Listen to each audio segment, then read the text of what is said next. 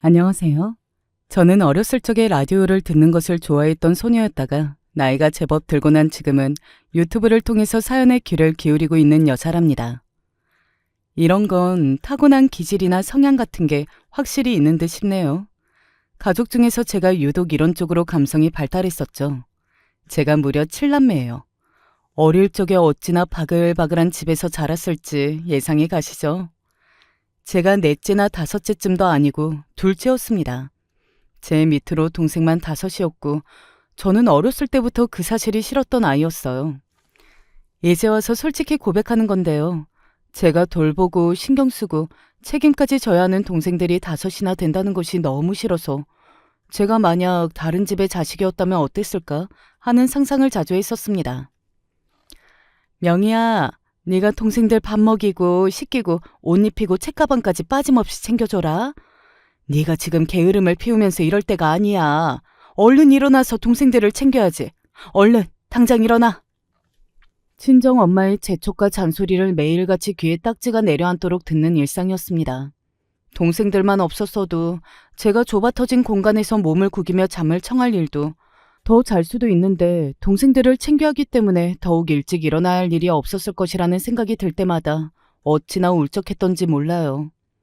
형제가 많은 집들은 특히 옛날로 갈수록 대부분 서로 철이 일찍 들고 관계도 제법 애틋하고 그렇죠. 옛날에는 솔직히 거의 다 분위기가 그랬잖아요. 자식이 여럿이면 보통 첫째와 둘째가 동생들에게 제2의 부모 역할을 하면서 책임을 다하는 게 몹시 일반적인 분위기가 있었습니다. 하지만 저는 머릿수 많은 집안의 둘째로서 과감하게 단언하겠는데요. 그런 것을 결코 원하지 않는 경우가 존재한다는 것입니다. 나는 억울해. 이럴 줄 알았으면 나도 7남매 중에서 둘째로 안 태어났지. 누가 이렇게 태어나고 싶다고 했나? 제가 동생들에게 모범을 보이며 귀감이 되어야 하기 때문에 언행을 조심하고 빨리 성숙해져야 한다는 그런 소리를 듣기 시작했던 때가 8살 무렵부터였거든요. 기억이 닿지 않는 8살 이전에도 이미 그런 소리를 들어왔을지도 모르고요. 저는 원래 발랄하면서 새침하기에 투정도 부리고 애교도 부리면서 그렇게 행동하는 게 성격에 맞았었죠. 그러나 제가 어리광을 피울 때마다 아니 피우는 신용이라도 하려고 하면 친정 부모님의 반응은 무척 냉담하였습니다. 네가 누나로서 당연히 동생한테 양보해야지. 너 그렇게 철없이 굴 거야? 동생들이 다 보고 있는데 너는 부끄럽지도 않아? 동생들이 뭘 보면서 배우겠어. 얼른 동생한테 양보하고 잘못했다고 사과해. 미안하다고 해야지. 얼른. 저에게 있어서 친정 부모님의 존재는 무조건 제가 아니라 동생들의 편을 들어주시는 분들로 여겨졌었죠. 집안 형편이 좋지 못했으니까 갖고 싶은 것을 다 가질 수 없다는 것 정도는 너무나도 일찍 깨달았었으니 그리 욕심이 나지도 않았습니다. 하지만 그 안에서 제 나름의 투정 정도는 부려볼 수 있는 것이라고 생각했었거든요. 최소한 동생들에게 모든 것을 다 양보하고 빼앗기고 그렇게 지내고 싶지는 않았었어요. 그러나 친정 부모님은 제가 참고 인내하고 희생하는 것이 집안의 평화와 직결이 되는 것이라고 믿으셨던 듯 싶습니다. 어떤 상황이 벌어지면 그 상황의 인과관계를 전혀 따져보지 않으셨고 무작정 그냥 저의 잘못으로 결론을 내리시며 제가 사과를 하고 양보를 해야 한다고 혼내셨어요. 매번 그랬으니 제가 동생들 앞에서 위신이나 섰을까요? 전혀 아니었죠. 그게 바로 근본적인 저의 불만이자 속상한 부분이었네요. 동생들은 저를 조금도 우러러보지도 무서워하지도 동경하지도 않았었죠. 그냥 부모님이 시키는 대로 따르면서 자기들을 위해 집안일을 하고 자잘하게 모든 희생을 하는 존재 정도로 여겨졌습니다. 집이 좁으니 복작복작할 수밖에 없었던 집안에서는 개인의 공간도 없는데 당연히 공부할 수 있는 자리도 없었죠. 당장 먹고 사는 것이 걱정이면 다른 것들은 모두 부가적인 것으로 밀려날 수밖에 없습니다. 공부가 그래 있었네요. 어려운 형편에 마음 놓고 공부를 한다는 건 정말 어려운 일이었어요. 친정 부모님은 애초에 저를 향해 학업을 기대하신 적도 없었고요. 명희야, 네가 혹시 고등학교는 안 가고 그냥 돈을 벌러 다닐 수는 없을까? 엄마, 그게 무슨 말씀이세요? 그럼 설마 저더러 중학교까지만 나오고 끝내라고요? 그건 아니죠. 왜 아니겠니? 고등학교까지 나오나 중학교까지 나오나 둘 다 사실 커다란 차이는 없는 거 아니야? 이러나 저러나 대학교를 나와야 중요한 것이지. 고졸이니 중졸이니 하는 건 사실상 그렇게 중요하지도 않은 것 같아. 엄마가 이날까지 인생을 살아보니까 그렇네. 어차피 너는 대학도 안 갈 텐데 미리 낭비는 안 하는 게 좋잖아. 엄마, 제가 아직 고등학교도 안 갔는데 벌써부터 저더러 어차피 대학에 안 갈 거라고 말씀하시는 건 너무하시잖아요. 만약에 제가 대학에 가고 싶다고 하면 어떡하실 건데요? 뭐? 대학? 네가 대학을? 아이고, 명희야. 네가 무슨 대학이니? 말도 안 되는 소리는 하지도 마. 네가 학교에서 몇 등이나 하는데 명희 네가 전교 1등이라도 하면 당연히 고등학교는 물론이고 대학교까지 한번 생각을 해봐야지. 응? 얘기를 해봐. 네가 전교 1등이야? 아니요. 전교 1등까지는 아니에요. 그럴 줄 알았다. 참나. 전교 1등도 아니면서 큰 소리는 치기는. 엄마. 진짜 너무하신 거 아니에요? 제가 전교 1등을 어떻게 해요? 집안일 하랴 동생들 5이나 되는데 전부 제가 챙기랴. 정신없고 피곤해 죽겠는데 무슨 공부를 하겠어요? 이런 상황에서 제가 성적이 반에서 중간 정도로 가는 게 대단하다고 저는 그렇게 생각하는데요. 아이고, 그래. 너 잘났어. 너 천재이고 대단하다. 됐니? 집안 형편 뻔히 알면서 부모 속상하게나 만들고 동생들을 위해서 네가 솔선수범하고 어차피 공부로 잘 될 것도 아닌데 돈이나 좀 일찍 벌면서 동생들은 걱정 없이 학교를 다닐 수 있도록 그렇게 좀 네가 도와주면 어디 덧나? 하여간 어쩜 이렇게 자기 생각만 할 줄 알고 이기적인지 몰라. 나는 너 이렇게 안 키웠는데 네가 왜 이러는지 모르겠다. 너무 속상해.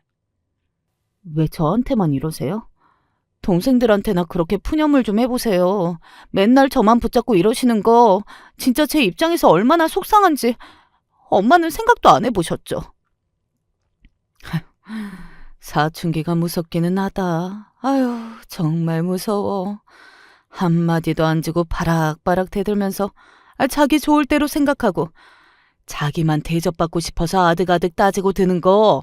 아휴, 무서워서 나는 상대도 못하겠다 이젠. 그래, 너 알아서 해라. 명희 너한테 기대를 했던 내 잘못이지. 아휴, 자식 키우기가 왜 이렇게 힘드냐. 제가 중학교 3학년이었던 시절 친정 엄마와 나누었던 대화의 순간은 유독 잘 안 잊혀지고 생생하게 기억에 남은 것 같아요. 말씀도 그렇지만 저를 향해서 지어 보이셨던 엄마의 그 표정, 눈빛이 너무나도 안 잊혀지더라고요. 제발 제 입에서 학업에 욕심 없다, 동생들을 위해서 희생하겠다, 이런 소리가 나오기를 간절하게 바라고 계셨던 얼굴이었죠. 제가 둘째잖아요. 그럼 제 위로 한 명이 있겠죠. 그런데 저만 유독 희생하는 역할로 강요를 받았다는 것에서 혹시 여러분은 짐작되시는 게 있나요? 바로 첫째가 아들이었습니다. 네, 저에게는 오빠가 한 명 있었던 거예요. 그리고 집안 형편은 몹시 쪼들렸으나 그럼에도 불구하고 우리 장남은 집안의 대들보라는 분위기가 확실하게 있었습니다. 뭐든 친정오빠 위주로 돌아갔다고 보아도 과언이 아닙니다. 저는 순서만 둘째였지 친정오빠의 위신에 비벼볼 수도 없었고요. 제가 친정엄마로부터 중졸도 괜찮지 않냐면서 그런 소리나 듣고 있었을 때 친정오빠는 이미 고등학생이었습니다. 멀쩡히 학교를 다니고 있었죠. 친정오빠가 학업을 잇는 것보다 집안과 동생들을 위해서 돈을 일찍 버는 게 낫지 않겠냐는 소리를 부모님으로부터 들어봤었을까요? 아니요. 단언하건대 단 한 차례도 오빠는 그런 압박을 받아본 적이 없었을 것입니다. 저희 7남매가 비율도 훌륭하게 4남 3녀랍니다. 보통 자식들을 많이 낳은 집이면 막내가 아들인 경우가 많죠. 아들을 욕심내다 보니까 자꾸 임신과 출산이 반복된 경우가 예전에는 꽤 있었으니까요.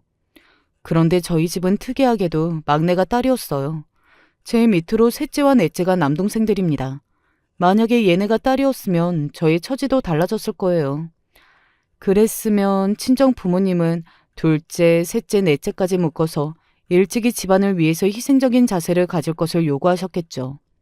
하지만 셋째와 넷째가 아들들이었기 때문에 저만 일찍이 솔선수범한 것을 강요받았던 거예요. 항상 동생들을 위해서 인내하고 양보하라고, 그런 태도를 가지라고 잔소리를 들어왔던 것의 시작은 바로 아래 순서가 남동생들이어서 그랬었죠. 다섯째는 여동생, 여섯째는 남동생입니다. 원래 여섯째까지만 낳고 친정 부모님은 더 이상 애를 가지지 말자고 하셨었는데요.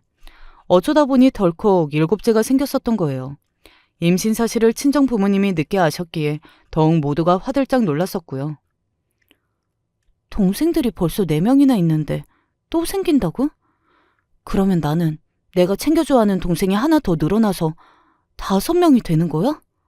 곧 일곱째 막내가 태어날 것이라고 친정엄마가 웃으면서 말씀하셨을 때 제가 그 앞에서 심장이 철렁 내려앉아서 그런 생각을 하고 말았던 것이 아직도 기억이 나네요. 그때 저는 기쁘고 신기하고 즐겁다기보다는 심장이 철렁 내려앉는 게 우선이었던 듯 싶어요. 제가 오죽 어린 나이부터 동생들을 챙겨라는 소리를 귀가 아프게 듣고 살았으면 그랬을까요. 그렇게 일곱째 막내인 여동생까지 태어났고요. 장남인 첫째는 노네라고 할 수 있었고 셋째와 넷째가 한 뭉텅이, 그리고 다섯째와 여섯째와 막내 일곱째, 이렇게 셋이 한 뭉텅이, 이런 식으로 어우러지는 게 좀 나뉘었습니다. 동생들은 첫째를 확실히 부모님이 대우하는 서열 1이라고 인식하며 조심스레 행동하였으나 부모 역할이나 하는 둘째는 다들 머리가 커갈수록 낮잡아 보았죠. 그 둘째인 저희 입장에서는 집이라는 공간에 애정을 붙이기가 날이 갈수록 힘들어졌습니다. 제가 대학을 간다고 한 것도 아니었고 그냥 남들이 다 가는 고등학교에 진학을 한다는 것뿐이었는데도 친정 부모님으로부터 온갖 한숨 섞인 눈총을 받아야 했고요. 동생들은 저를 향하여서 고등학교를 가지 말고 일을 다니지라는 아쉬움이 가득한 반응을 드러냈었죠. 온 가족들이 다 저에게 그런 식으로 굴고 있는데 제가 편하게 행복한 마음으로 고등학교를 다닐 수 있을 리가 없었지요. 저는 여상을 낳았어요. 여자 상업고등학교요. 그리고 학교 수업이 모두 끝난 뒤에는 아르바이트를 거의 다니는 일상이었습니다. 당시에 고깃집에서 서빙을 했었네요. 차비를 아끼고자 학교에서 고깃집까지 걸어 다녔었고요. 나중에 곰곰이 짚어보니까 걸어가는 거리가 3km 정도였던 것 같더라고요. 1시간이 좀 안 걸리는 거리를 수업이 끝나고 터덜터덜 걸어간 뒤에 일을 했었고요. 일이 끝난 다음에는 버스를 타고 귀가를 했었는데 그마저도 날씨가 굳거나 저녁만 되어도 사방이 깜깜하고 추운 겨울날에만 가능했습니다. 사실상 아르바이트가 끝나고 집으로 갈 때도 그냥 걸어가는 일이 태반이었죠. 그런 돈마저 아끼라고 집에서 눈치를 줬었거든요. 또한 제가 아르바이트로 얼마를 버는지 집에서 너무나도 잘 알고 있었기 때문에 돈을 숨기거나 제가 임의로 써버릴 수도 없었습니다. 분명히 제가 노동을 해서 그 대가를 받은 것이었건만 제가 제 마음대로 쓸 수가 없었네요. 명희야, 네 오빠가 응? 생활비가 부족하다고 그러더라. 친정엄마의 그 말씀 한마디면 저는 한없이 무력해졌습니다. 친정오빠는 대학에 진학했고 집에서 통학을 할 수 없는 거리였기 때문에 대학교 근처에서 자취생활을 시작했었습니다. 미쳐넘는 집구석에서 친정오빠의 학비며 생활비며 그런 게 나오려면 저의 주머니가 밑바닥까지 탈탈 털려야만 하였던 거예요. 친정 부모님은 고등학생인 제가 무슨 돈이 따로 필요하겠냐고 하시면서 버는 족족 이런 단위까지 모두 집을 위해서 쓰는 것이 옳고 당연하다고 하셨습니다. 결국 집안은 장남이 일으키고 이끌어가는 거다. 대를 잇는 것도 마찬가지야. 모두 장남의 역할이지. 저는 친정 아버지의 말씀에 차라리 기대고 싶어지는 심리도 있었어요. 이게 무슨 얘기냐고요? 친정 오빠가 정말로 잘되고 성공하고 자기 밥그릇 하나 확실하게 챙기는 인물이 되어서 더 나아가서는 집안을 풍족하게 만들어준다면야, 나중에 그렇게 된다면야 바랄 게 없겠다고 이런 생각이 들었다는 것입니다. 그런 때가 온다면 저의 차곡차곡 쌓인 서름도 어느 정도 식혀 내려갈 수 있지 않을까 싶었고요. 하지만 친정 오빠는 대학부터 기대치를 높이기는 어렵게 됐었죠. 아무리 후하게 쳐준다고 하여도 명문대의 그림자에도 속하지 못한 수준의 대학에 들어갔거든요. 친정 부모님은 오빠에게 재수라 하는 것이 어떠냐 이렇게 두어 차례 권하셨던 것으로 제가 알고 있고요. 그런데 친정오빠는 재수의 길을 걷어찼습니다. 자신이 없고 1년을 재수 공부로 썩어야 한다는 게 싫다는 이유였었죠. 그렇게 장남 타령을 하셨던 친정 부모님은 오빠에게 강력히 재수를 밀어붙이지도 못하셨던 것이 황당하고도 씁쓸합니다. 그리고 나중에 보니까는 친정 오빠가 원체 성적이 상당한 수준까지는 못 됐었더라고요. 그러니까 애초에 명문대에 들어갈 성적에는 근접한 적도 없었고 그 바로 아래 수준의 대학들은 열심히 한다면 운의 힘까지 빌려서 노려볼 만하기는 했었는데 그것까지 결과적으로 놓치고 말았던 것입니다. 저는 친정 오빠가 제발 사회에서 자리를 잘 잡고 집안을 먹여 살리는 인물이 되기를 바랐으나 솔직히 불안했었죠. 재수는 못하겠답시고 그냥 성적에 맞춰서 대학에 갔으며 본인이 선택한 길에 순응하고 그 안에서 최선을 다해야 맞았는데 꼴의 자존심은 상했던 모양이더라고요.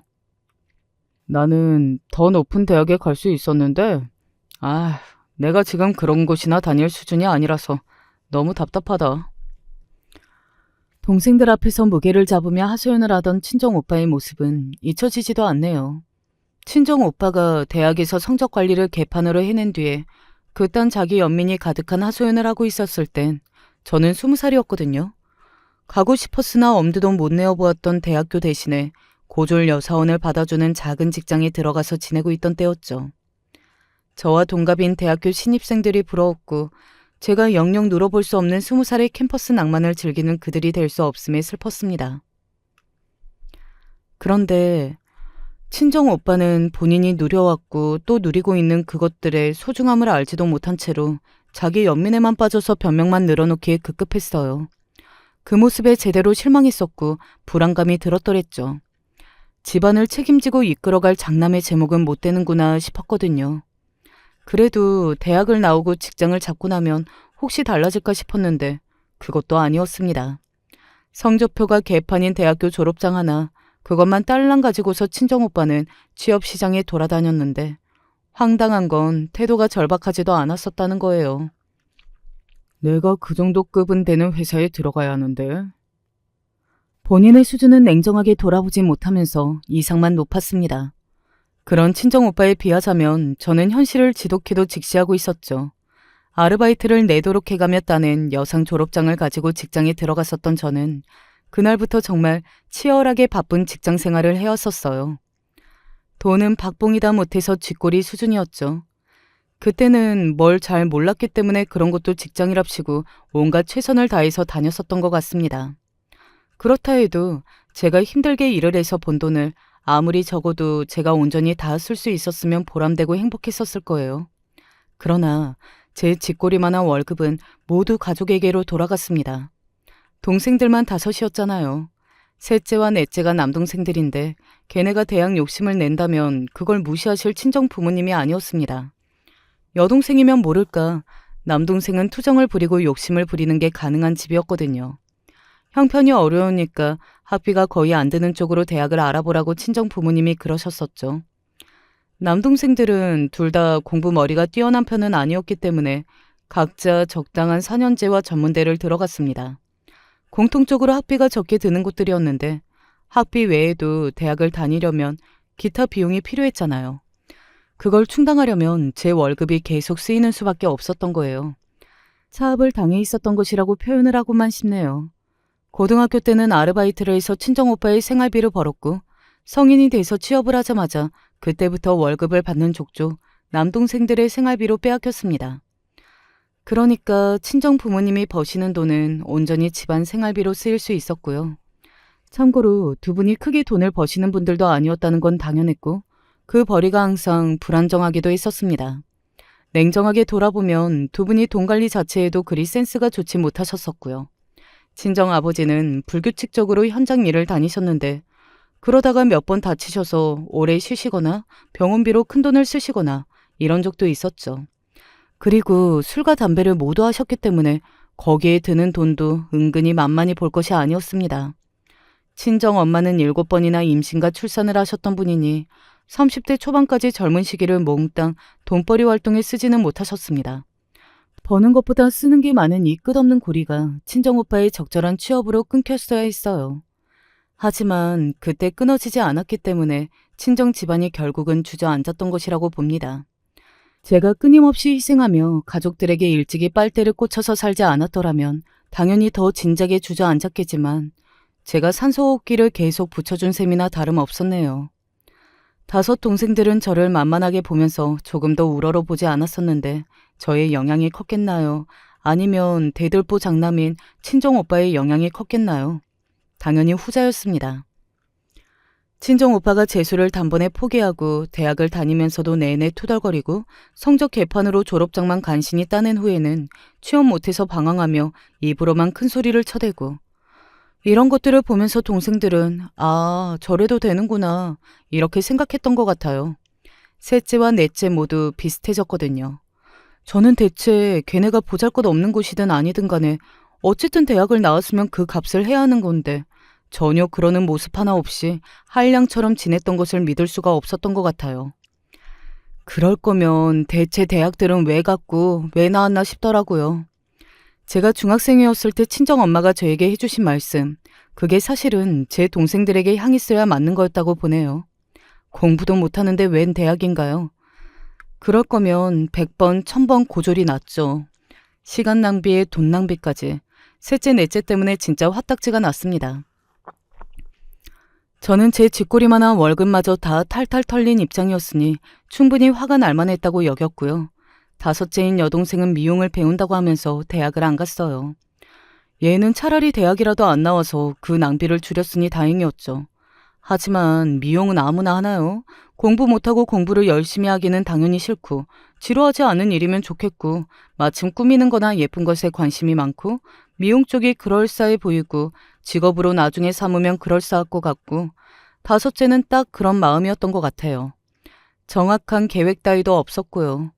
그냥 막연한 생각으로 덤볐던 건데 미용 학원을 다니면서 본인에게 적성도 실력도 없다는 걸 서서히 깨달았지만 다른 걸 할 자신이 없어서 지지부진하게 계속 몇 년을 날렸습니다.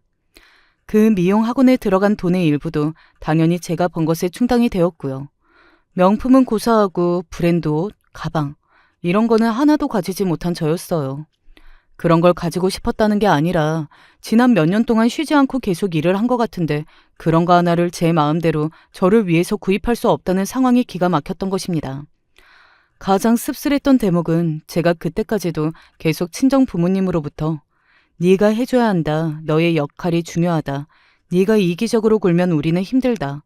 이런 소리를 들으면서 제 처지를 싫어하는 저 스스로가 정말 못된 게 아닐까 싶어서 심적으로 갈등하는 나날이 많았다는 것입니다. 아주 어렸을 때부터 제가 분명히 세뇌를 당했던 게 틀림없습니다. 가족들을 위해서 다 빨아먹히며 사는 것이 너무 싫어 힘들다는 생각을 하는 것 자체가 이기적인 것이라고 그렇게 저도 여기고 말았으니까요. 제가 못 참고 기어이 폭발하게 된 계기가 있었습니다. 이직한 직장에서 만난 친해진 어떤 언니가 있었어요. 학년상으로는 친정 오빠하고 동갑이었는데 인생을 사는 자세라고 해야 하는지 그런 것들이 비교도 안 되게 성숙하더라고요.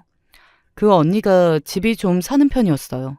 대학에 큰 뜻은 없었으나 무조건 4년제를 나와야 된다고 집에서 하도 잔소리를 해대서 만만하고 적당한 4년제를 나왔다고 하였습니다. 진작에 자기 사업을 하는 것에 관심이 많았기에 대학 졸업과 동시에 생산업체와 계약을 한 뒤 물건을 제작하여 판매했었대요. 그게 생각보다 정말 잘 됐었고요. 대신에 소규모 생산이다 보니까 단가가 높아서 판매에 비해서는 이윤이 크게 남진 않았었고요.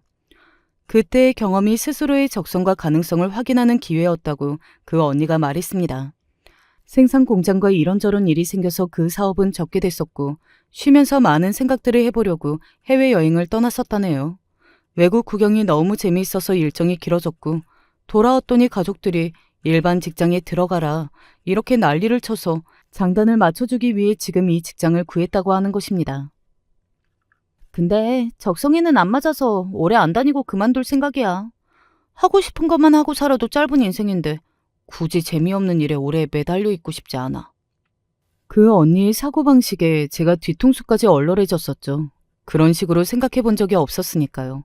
저희 집은 7남매니까 자식들이 조금만 벌어도 돈이 많아 보이겠다며 그 언니가 웃으며 물었을 때 저는 이제 정신이 멍해졌습니다. 아니요. 전혀 그렇지 않은데요. 형제들 중에서 거의 저만 꾸준히 돈을 벌고 있어서요. 어머, 왜? 다들 혹시 건강이 안 좋거나 고시 공부를 하거나 뭐 그런 경우인가? 제가 얼굴이 화끈거려서 혼났습니다. 그냥 옛날부터 저만 일을 많이 해왔다고 솔직하게 털어놨더니 그 언니가 경악을 하면서 저더러 대체 왜 그렇게 사냐고, 그렇게만 살다가 죽으려고 애초에 마음을 먹은 거냐고 하였습니다. 할 말이 없더라고요. 무슨 말을 하든 저만 더 비참해질 뿐이겠구나 싶었어요. 그런 제 눈에 비친 가족들의 모습은 기가 막힐 따름이었습니다. 친정 오빠는 드디어 기껏 들어간 직장을 스스로 깎아내리고 있었어요. 내가 이런 계약직에 만족할 인물이 아니지. 나는 이거 계약 끝나는 대로 더 좋은 곳에 정규직으로 입사할 거야. 지금은 숨을 고르는 과정이랄까? 지금 생각해보면 그저 헛소리였습니다. 동생들은 그걸 믿었던 게 어이가 없었고 친정 부모님은 오빠한테 진심으로 기대를 하고 있었다는 건 믿어지지가 않았죠. 보통 재계약이 한 번 정도는 기본으로 이뤄지는 곳이었음에도 오빠는 계약 기간을 채우자마자 내쳐졌고요. 이후에 계획 또한 없었습니다. 그때가 돼서야 오빠는 본인은 재계약만 기다렸는데 이럴 수는 없는 것이라는 개소리를 해댔었죠. 그러더니 결혼을 하겠다고 그랬어요. 4살 연상의 여자하고 눈이 맞았다고 하였죠. 딱 보니까 한 번도 번듯한 직장을 가져본 적이 없는 여자였고 모은 돈도 없다시피 했습니다. 심지어는 가족들과 인연을 끊고 사는 입장이었고요. 친정 부모님이 뒷목 잡으셨죠. 저런 여자를 맏며느리로 드릴 수 없다고 하셨습니다. 그러자 친정 오빠가 이런 소리를 했었죠. 여태까지 장남으로 살면서 힘들었고 책임감 때문에 부담스러워서 숨막혀 죽는 줄 알았으니 이제부터라도 내려놓고 살고 싶다고 말입니다.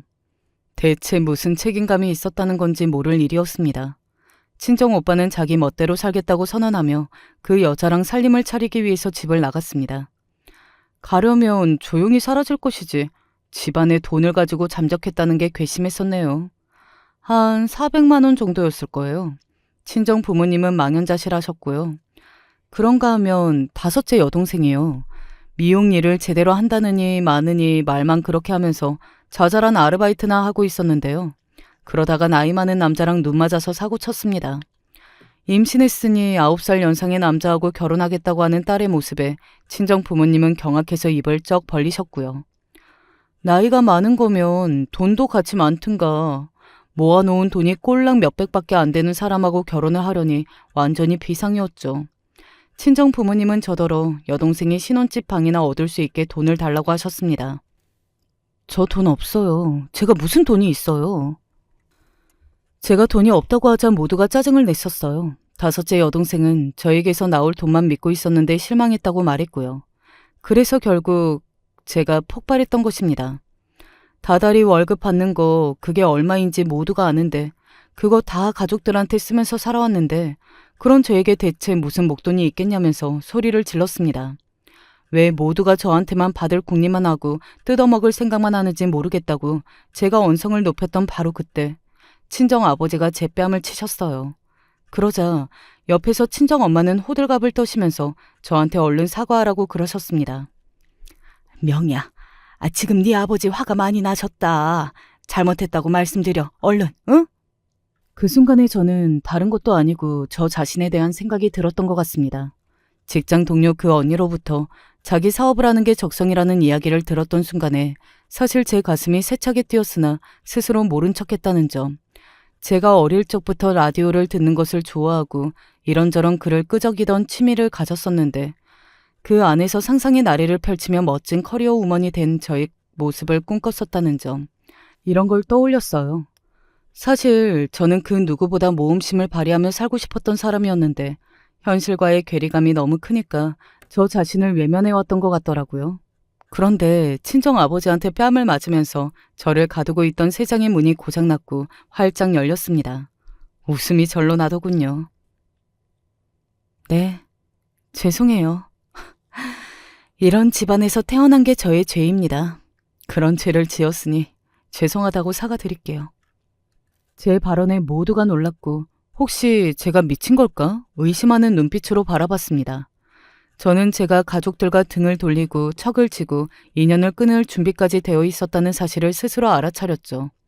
모두의 눈빛을 이제는 무시하고 싶은 마음뿐이었으니까요. 저는 여태까지 가족들을 위해서 참고 희생하는 게 너무 싫었고 힘들었는데 그렇게 여기는 것 자체가 잘못된 것 같아서 혼자 죄책감을 좀 가지고 있었어요. 쓸데없는 짓이었죠. 이제는 그렇게 안 살래요. 영 끊고 살 거니까 그렇게 하세요. 명희야, 너 왜 이러니?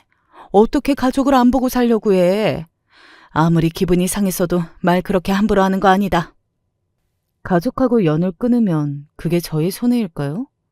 제 입장에서는 손해가 아닌데요. 손해를 보는 쪽은 제 쪽이 아니라 다른 쪽이겠죠.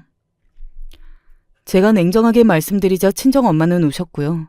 숨죽이고 있던 막내가 울먹이면서 저한테 그러지 말라고 그러더라고요. 다들 제가 잘못을 한다고만 생각하고 있었죠. 이제는 모든 게 다 지긋지긋했습니다. 저는 친정아버지가 딸년 잘못 키웠다고 소리를 지르시든 말든 무시하고서 가족들에게 등을 돌렸고 연을 끊었습니다. 나는 할 만큼 한 정도가 아니라 지나치게 많이 해왔어. 가족들한테는 이제 아무런 미련도 없어. 지금부터는 오롯이 내 인생을 살 거야. 뒤늦게 이를 갈며 그때부터 제 인생이 진짜로 시작됐었죠. 저는 저에게 마음을 고쳐먹을 계기를 만들어준 직장 동료 언니가 다시 자기 사업을 해보려고 회사를 한다고 했을 때 용기를 내어서 저도 끼워줄 것을 청했습니다. 직장 생활에서만 안주한다는 건 사실상 저의 성미에 맞지 않는데 여태까지 억지로 참았다고 얘기를 드렸더니 그 언니가 되게 놀라고 감명받았다는 표정을 지으면서 그럼 자기하고 앞으로 사업을 같이 해보자고 그랬습니다. 그 언니에겐 이미 사업 구상이 있었더라고요. 자기 사업을 하는 사람은 의욕과 과감함, 그리고 아이디어까지 갖추고 있어야 한다는 걸 배웠습니다. 그 언니를 따라다니면서 많은 걸 익혔었죠. 중국까지 직접 가서 공장을 둘러봤었을 땐 너무 벅차서 심장이 터지는 줄 알았습니다. 아, 이런 인생도 있는 거였구나. 제가 우물한 개구리로만 평생 살았다는 생각이 들 때마다 울적하기도 했었어요. 그러나 이제라도 새롭게 사는 것에 의의를 두고 최선을 다하자며 마음을 자꾸 다잡았었죠. 저는 그쪽으로 적성이 맞았습니다. 그래서 일을 더 빨리 배울 수 있었죠. 너무 즐겁고 재미있어서 피곤하고 힘든 줄도 몰랐습니다. 잘 시간도 아끼면서 거의 쪽잠을 청했었죠. 그렇게 새로운 영역에 눈을 뜨고 빠져든 제가 정신없이 일상을 보내고 있었을 때 가족들은 서서히 저의 빈자리를 느끼면서 후회하고 있었고요. 하지만 있을 때 잘하라는 말이 왜 있겠나요? 저는 이미 마음이 돌아선 지 오래였습니다. 질릴 대로 질려 있었어요. 그래서 가족들의 연락을 피했고요. 결혼할 때도 가족들을 안 불렀습니다. 제가 결혼을 생각 중일 때도 연락이 왔었길래 최소한 결혼 소식은 전해야겠구나 싶어서 대화를 잠깐 했었거든요. 그랬더니 가족들의 관심사는 하나뿐이었어요. 혹시 제가 가난뱅이 남자와 결혼을 하는 건 아닌지, 왜 그게 궁금한가 싶었는데 제가 가난한 남자하고 결혼하면 당연히 돈이 없으니까 가족들이 저에게서 한 푼도 뜯어갈 수 없게 될 뿐더러 오히려 제가 나중에 가족들한테 돈 달라는 소리를 할 수 있으니 그게 경계가 되었던 것입니다. 그걸 알고 맥이 빠졌죠. 역시 가족들에겐 절대로 기대를 해서는 안 되는 법이라는 걸 다시 깨달았던 거예요. 저는 제가 자랐던 가정 환경이라는 것이 있기 때문에 형제가 많지 않으며 성실하게 자기 밥벌이를 하고 성격이 다정다감한 남자와 결혼하고 싶었습니다. 그런 바람을 가지고 있다가 만난 상대가 남편이었죠. 형제라고는 위로 누나가 한 명 있는 게 전부였고요. 이미 먼 지역으로 시집을 일찍 가서 아이 둘을 낳고서 사는 중이었습니다. 시부모님께서는 오랜 불화로 이혼을 하셨는데요. 자식이 미성년자일 때 이혼하는 건 책임감이 없는 거라고 여기셔서 남편이 20살 성인이 되고 난 뒤에 이혼을 하셨다고 합니다. 자식을 걱정하며 위하신 것 같아서 저는 이 판단이 좋게 생각되더라고요. 시어머니께서는 결혼하신 이후에 평생 전업주부로 사셨으나 시아버지께서는 나름 공무원이셨고 시댁에서 가지고 있던 자그마한 땅이 개발이라는 수지를 맞으면서 돈이 되어주는 바람에 재산은 그럭저럭 있는 편이었습니다. 또한 남편은 그 업계에서 제법 알아주는 기업에 다니고 있었어요. 성격은 무난했고 욕은 일절하지 않았죠. 저는 남편이 가진 조건들이 전부 마음에 들어서 처음부터 적극적으로 결혼 이야기를 꺼냈었고요. 남편은 제가 미천이 있던 것도 아닌데 사업적으로 뛰어든 게 대단해 보인다면서 저 같은 여자와 살면 인생이 멋있을 것 같다는 말을 해줬었죠. 남편은 확실히 저를 좋게 평가해주고 있었어요. 맨날 집에서는 돈이나 달라는 소리만 평생 들어왔던지라 저를 추켜 세워주는 남자가 어찌나 좋던지요. 하지만 시어머니께서는 저를 반신반의하는 눈빛으로 바라보셨었죠. 배경도 허접하고 거기에다가 7남매? 아래로 동생들만 5명? 아휴, 글쎄다. 나는 잘 모르겠네. 우리 아들은 서울에서 4년제 대학을 나왔는데 비교가 되나? 시큰둥하게 말씀하시며 제 조건이 별로라는 티를 내셨어요. 옆에서 남편이 진땀을 빼면서 해명을 하듯 저에 관한 좋은 이야기를 늘어놓기 시작했었고요. 저는 가만히 다 듣고 있다가 가족들과 왕래가 적은 것은 아니고 사실은 연을 끊었으며 하도 희생하면서 살아왔기 때문에 사회생활을 해온 것에 비해서는 돈을 적게 모을 수밖에 없었다고 솔직하게 말씀을 드렸습니다. 그러자 마지못해 고개를 끄덕여 주셨고 자식 이기는 부모 없다는 자세로 결혼을 허락해 주셨었는데요. 친정이 없으니까 결혼하고 나면 쓸데없는 곳에다가 신경 쓰고 돈 쓰고 그럴 일은 없겠네. 그거 하나는 참 마음에 들어.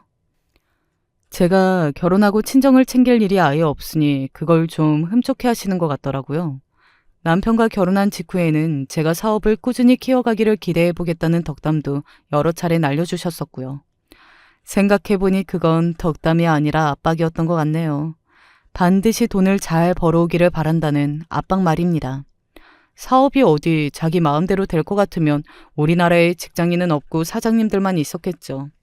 계속 평탄하게 잘 될 것이라고 생각만 했었기 때문에 갑작스러운 정부 규제와 세금 문제와 중국 공장이 작게 불이 나고 거의 시작부터 같이 했었기에 믿어 의심치 않았던 직원이 횡령을 하고 이런 일들이 동시다발적으로 터지니까 대책 없이 무너져 내렸습니다.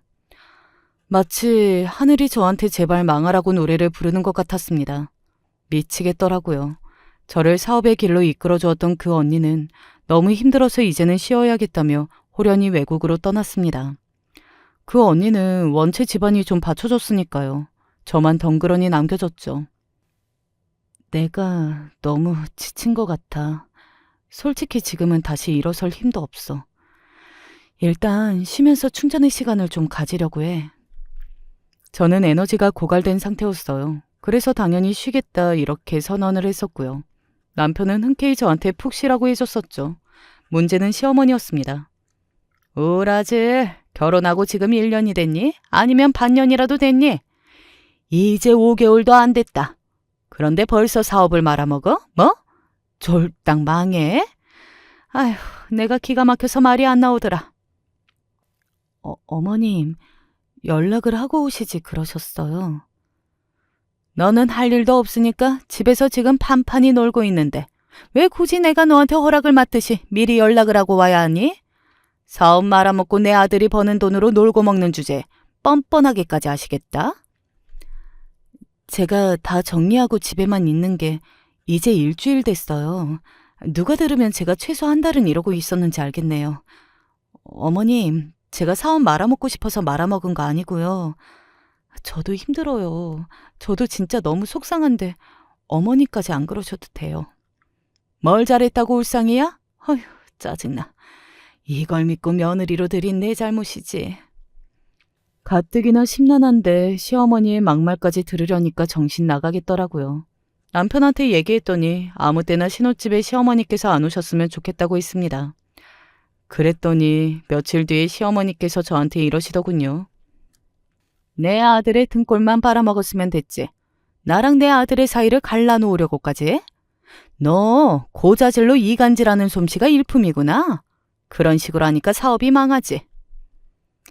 악이 가득한 발언을 듣고서 이분은 원래 인성이 이런 분이시라는 생각이 들었습니다. 제가 어느 정도는 체념하고 살아야 되겠다 싶었네요. 하지만 타협이 안 될 정도로 시어머니께서 너무 악이 가득한 말씀들만 저에게 늘어놓으셨고 제 남편의 모친이니 아예 뵙지 않을 수도 없는 노릇이라서 힘들어 죽는 줄 알았습니다. 남편도 결국 은근히 저보다는 시어머니의 편을 들고 말더라고요. 아닌 척하면서도 결론만 따로 놓고 봤을 때는 항상 시어머니를 두둔하는 쪽으로 대화의 매듭이 지어지고 있었습니다. 니까짓 게 다시 사업이라는 걸 도전해봤자 뭐가 되겠니? 그냥 작은 회사 격리 같은 거나 해. 네가 자꾸 사업을 구상하니 어쩌니. 그런 폼만 잡는 헛소리를 하면서 시간을 끄는 거 정말 못 봐주겠구나. 취업을 했으면 10번도 진작에 더 했겠다. 너 대체 언제까지 내 아들의 등골을 빨아먹고 살 거니? 비난을 듣는 위치로 굳어지고 나니까 어쩜 그렇게 매번 시어머니로부터 뾰족한 비난이 날아들었던지 모릅니다. 아유, 사업해서 번 돈을 다 갖다 바쳐주는 돈줄 며느리를 잡은 줄 알고 좋아했었는데 알고 보니 사업 쫄딱 망하고 내 아들한테 기생해서 사는 민폐 며느리를 들인 것이었다니. 이게 사기꾼이 아니면 대체 뭐야? 제가 친정을 위해서 내도록 희생하고 산 전적이 있었다고 했으니 시어머니께서는 내심 당신이 수혜를 누리게 될까봐 기대를 많이 하셨었던 모양입니다. 그게 어그러지니까 더욱 짜증이 나셨었던 것이고요. 그 점이 저를 분노하게 만들었고 분노가 곧 저의 원천이 되었습니다. 다시 기발하고 과감하게 사업을 해볼 기운이 솟아났었거든요. 저는 뭐 아니면 도라는 자세로 인생의 모든 걸 걸고서 부딪힌다는 각오로 사업을 다시 시작했습니다. 빠르면서도 차분하게, 꼼꼼하면서도 확실하게 모든 것을 체크해가면서 진정한 저만의 사업을 하게 되었고요. 제가 다시 사업을 하느라 정신없이 바빠진 것만 남편은 알고 있었습니다. 올해 엄마가 당신 요 몇 달간 대체 뭘 하길래 코빼기도 안 비추냐면서 엄청 뭐라고 하시던데? 안부 전화라도 먼저 드려봐. 남편이 그렇게 말한 지 며칠 안 지나서 제가 집에 들러서 잠깐 옷을 갈아입고 있었을 때 시어머니께서 들이닥치셨습니다.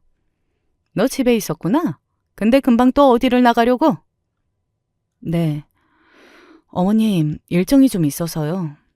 일정? 그렇게 말하니까 뭔가 폼이 좀 난다. 그러다가 또 사업 말아먹으면 이번에는 그냥 안 끝나는 거 알지? 그냥 안 끝나면 어떻게 되는데요? 뭘 물어? 당연히 내 아들하고 이혼해야지. 나는 귀하게 키운 내 아들의 등골이나 빨아먹는 며느리 따윈 필요 없어. 네가 집안이 받쳐준다면 모를까. 그것도 아니고. 너는 완전히 개판이잖아. 말씀이 좀 심하시네요. 그리고 다 큰 자식이 자기 뜻대로 한 결혼인데 이래라 저래라 너무 간섭이 심하신 거 아닌가요? 내 뜻이 곧 내 아들의 뜻이야. 가방끈 짧아서 대가리 나쁜 거 티내니? 어디서 맹랑하게 눈풀아리면서 말대꾸야? 사업 말아먹고 가족도 없는 주제에.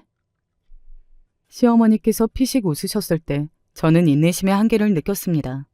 가방에서 서류 파일을 꺼내 바로 내밀었습니다.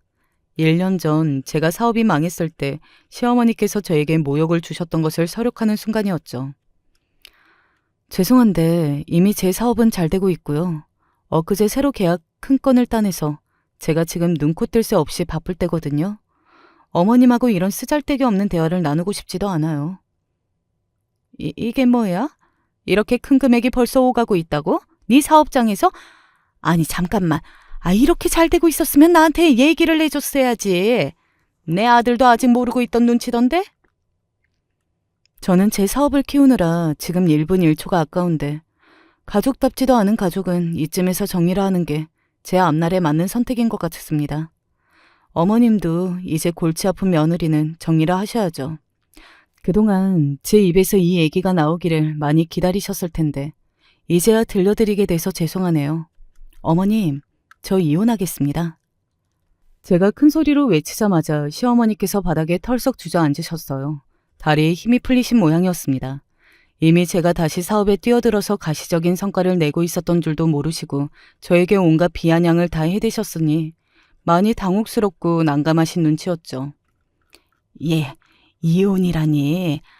결혼이 애들 장난도 아니고 결혼했으면 끝까지 잘 살아봐야지, 어? 그동안 나 때문에 네가 마음고생이 많았지. 앞으로는 걱정 안 해도 된단다. 내가 진작에 생각하고 있었던 건데 자식 부부한테 너무 간섭을 많이 하고 끼어든 것 같아서 이제는 안 그러려고. 나는 앞으로 집구석에만 처박혀 있을 거야. 정말이란다, 응? 시어머니께서 그런 표정을 지으실 줄 안다는 걸 그때 처음 알았네요. 힘겹게 웃어서 입가에 막 경련을 일으키시더군요. 저는 바쁘다고 하면서 자리를 피했고요. 그리고 바람을 쐬면서 생각한 건데 아무래도 저는 이혼을 하는 게 맞다는 결심이 섰습니다. 그래서 남편이 거의 울 것 같은 얼굴로 제 앞에서 시어머니로부터 이야기를 다 들었다면서 자기가 여태까지 미흡한 남편이었던 걸 반성하니까 앞으로 잘해보자고 얘기를 했을 때 저는 바로 고개를 저었어요. 긴 말 안 할게. 나 오늘 낮에 있었던 일을 포함해서 지난 몇 주 동안 어머님과 대화한 걸 녹음해뒀었어. 엄청난 수위의 욕을 들은 적도 있었고 녹음 파일이 분명하게 존재하는 것처럼 지난 그 일들이 전부 없었던 일이 될 수가 없고 나는 이 결혼 생활을 지속하지 않는 게 답이라고 결론을 내렸어. 사실 나뿐만이 아니라 당신을 위해서도 이 결혼은 끝내는 게 맞아. 우리는 결혼할 인연이 아니었던 거야. 남편은 저에게 대화 녹음 파일이 있다는 사실을 마주하고서는 저를 설득할 의욕을 잃어버렸습니다. 그 틈을 타서 저는 바로 이혼 도장을 받아냈었고요. 시어머니께서는 후회로 발을 동동 구르시며 안타까움에 어쩔 줄 몰라 하셨으나 이미 엎질러진 물이었습니다. 그렇게 저는 홀가분한 이혼을 해냈어요. 그리고 사업은 꾸준히 잘 되었죠. 사무실도 번듯한 위치에 얻었고요. 보람을 느끼면서 자만은 하지 않고 돈 관리를 철저히 했습니다. 좋은 인연을 만나는 행운 또한 누렸고요. 그런데 저는 전혀 알리지 않고 살아왔건만 가족들은 악착같이 제 소식을 알아낸 모양이었어요. 다시 연락을 해오더군요. 제가 그 누구의 연락이든 다 쳐냈지만 자꾸 막내가 저와의 대화를 원하는 거에 다른 사람도 아니고 7째 막내니까 얘기나만 한번 들어보자 싶었습니다. 그래서 막내를 통해서 가족들의 근황을 알게 됐었는데요. 친정 오빠가 4살 연상의 그 여자한테 알고 보니 사기 결혼을 당했던 것이라고 하였어요. 그 여자 때문에 빚만 7천만 원이 생겼었고요. 그 여자는 오빠를 등쳐먹고 잠적했다가 다른 죄 때문에 잡혀서 감옥에 갔다고 하였습니다. 오빠는 폐인처럼 사는 중이고 부모님은 속상해서 화병 걸려서 두 분 다 건강을 잃었고 혼전 임신으로 결혼했던 5째 여동생은 이혼했고요. 남동생들은 어설프게 자리를 잡고 살면서 아무도 결혼할 짝을 못 만났고 집에 오면 분위기가 우중충하니까 다들 자취를 하면서 집에 연락도 드물다고 하더라고요. 그런 와중에 막내가 박봉이나마 벌면서 집에서 살며 통근을 하고 있었고요. 집안 상황이 이 모양이라 자기는 결혼할 엄두도 안 나고 그냥 버는 족족 가족들에게 다 쓰면서 살 것 같다고 말하였습니다. 저에게 왜 그런 이야기를 하는 거냐고 물었더니 그냥 제가 가족들 상황은 정확히 알고 있어야 할 것 같아서 알려주는 것뿐이라고 하더군요. 도와달라는 소리도 안 했어요. 혹시 부모님이 나 원망하고 계시니? 나만 혼자 잘 먹고 잘 산다고 막 욕하고 그러시지. 제가 넌지시 물었더니 막내가 차마 아니라고는 못하겠는지 어색하게 웃는 소리만 내더군요. 정말 한숨만 나왔습니다. 솔직히 저는 현재 금전적으로 매우 여유로운 상황이에요. 제가 다시 가족들에게 돌아가야 하는지 그게 맞는 건지 아니면 바보 같은 생각 따윈 집어치우고 제 인생이나 더 멋지게 꾸려봐야 하는지 저 자신도 답이 안 나옵니다. 여러분이 제 입장이라면 어떻게 하실 건가요? 안녕하세요. 사연이라는 걸 쓰는 건 처음이라 이렇게 쓰는 게 맞는지 잘 모르겠네요. 유튜브를 알게 된 지 얼마 되지 않았는데 우연치 않게 이런 곳을 알게 되어 제 사연을 보내보려 글을 씁니다. 저는 올해 79이 된 할머니입니다. 아들이 살아서 손주를 봤다면 할머니 소리를 듣고 있었겠지만 아쉽게도 한 번도 손주가 있어 본 적이 없어서 다른 사람에겐 수도 없이 많이 들어봤지만 손주에게는 할머니 소리 한 번을 들어보지 못했네요. 제 아들은 결혼을 절대로 하지 않을 것처럼 굴더니 제가 40대 후반이던 시절의 어느 날 사랑하는 사람이 있다며 저와 남편에게 소개를 시켜주었습니다. 그리고는 당당히 결혼 허락을 받아 결혼을 하더니 1년 만에 심장마비로 세상을 떠났습니다. 참 착하고 좋은 아이였는데 아들이 떠난 지 30년이나 지났는데도 아직 아들을 떠올리면 가슴이 시립니다. 자식을 가슴에 묻는 일은 30년이 지나도 끝나지 않나 보네요. 저희 아들은 참 착했고 성실했고 사람 보는 눈이 좋았습니다. 아들이 결혼하겠다고 데려왔던 아들이 사랑했던 아이는 제 아들만큼이나 어쩌면 제 아들보다도 더 착하고 참한 아이였어요. 아들이 결혼 허락을 받으러 왔을 때가 생각이 나네요. 결혼을 30 넘어 할 거라고 그렇게 연부를 외더니 그러게 평생 결혼이란 걸 하지 않을 사람처럼 그러더니 결혼 허락을 받으러 왔다고 이렇게 얘기를 하네. 내 아들이지만 낯설다 너. 아이, 왜 그러세요? 사랑하는 사람 만나면 결혼하게 된다고 한 건 아버지 어머니시잖아요. 정말 사랑하는 사람을 만난 거죠 뭐. 능청스러운 아들의 모습을 가만히 보며 수줍게 웃던 아이는 기분 좋게 결혼 허락을 받은 후에 어머니 어머니하고 저를 따르며 제 연락처를 받아가더니 종종 제게 데이트 신청을 하기도 했습니다. 친정 엄마가 일찍 돌아가시고 아버지만 있었다며 어머니만 괜찮으시면 엄마와 데이트하는 딸처럼 어머니와 여기저기 놀러 다니고 싶다는 이야기를 하곤 수줍게 웃던 모습이 아직도 눈에 선하네요. 저도 외동아들의 남편만 있던 터라 딸이 있었으면 했지만 이제 와서 너무 늦기도 했고 며느리에게 짐을 안겨주는 사람이 되고 싶진 않아서 이번 생에는 딸이 없겠구나 생각하고 살던 차였는데 며느리가 될 아이가 그렇게 이야기를 해주니 너무나 고맙고 반갑더군요. 하지만 선을 넘진 않았습니다. 먼저 연락을 한 적도 손에 꼽고 집에 오는 일이 있어도 설거지를 시키거나 음식을 시킨 적도 없어요.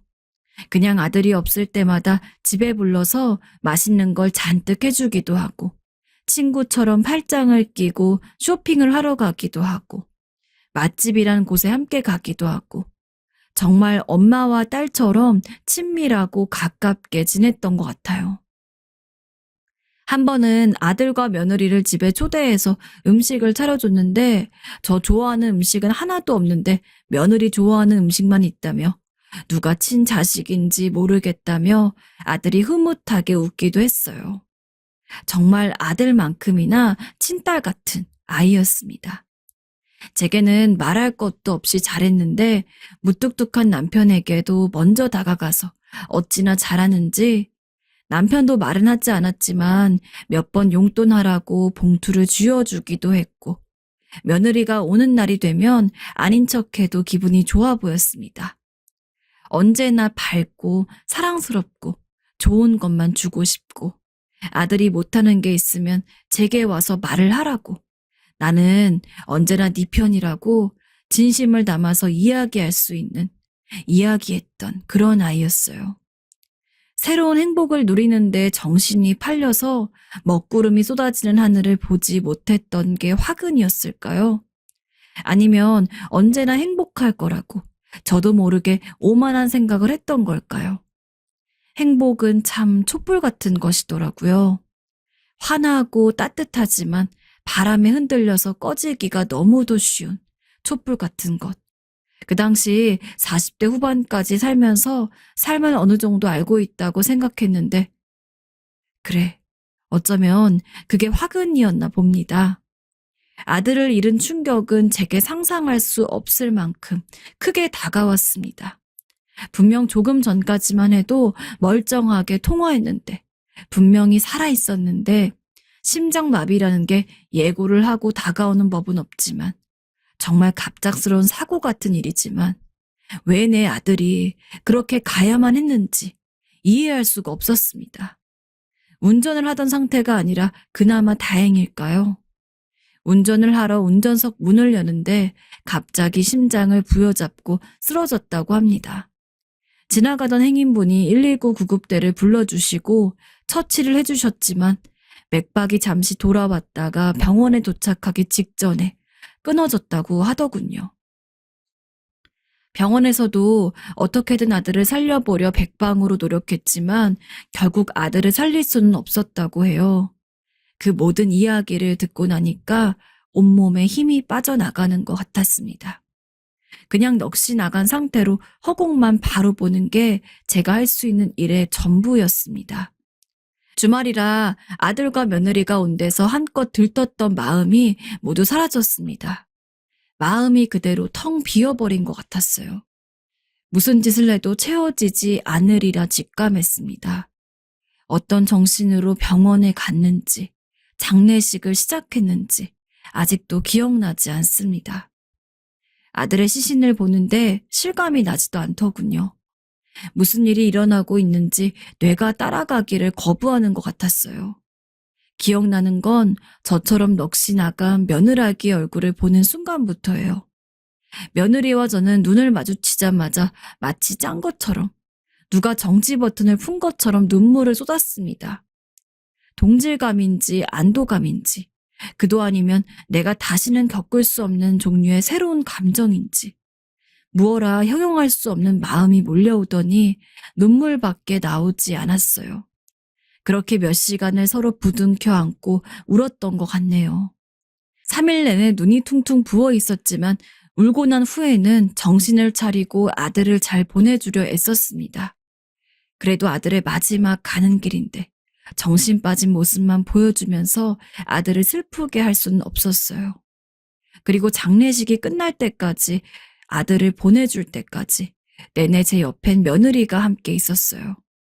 그래서 아들을 더 잘 보내줄 수 있었던 것 같습니다.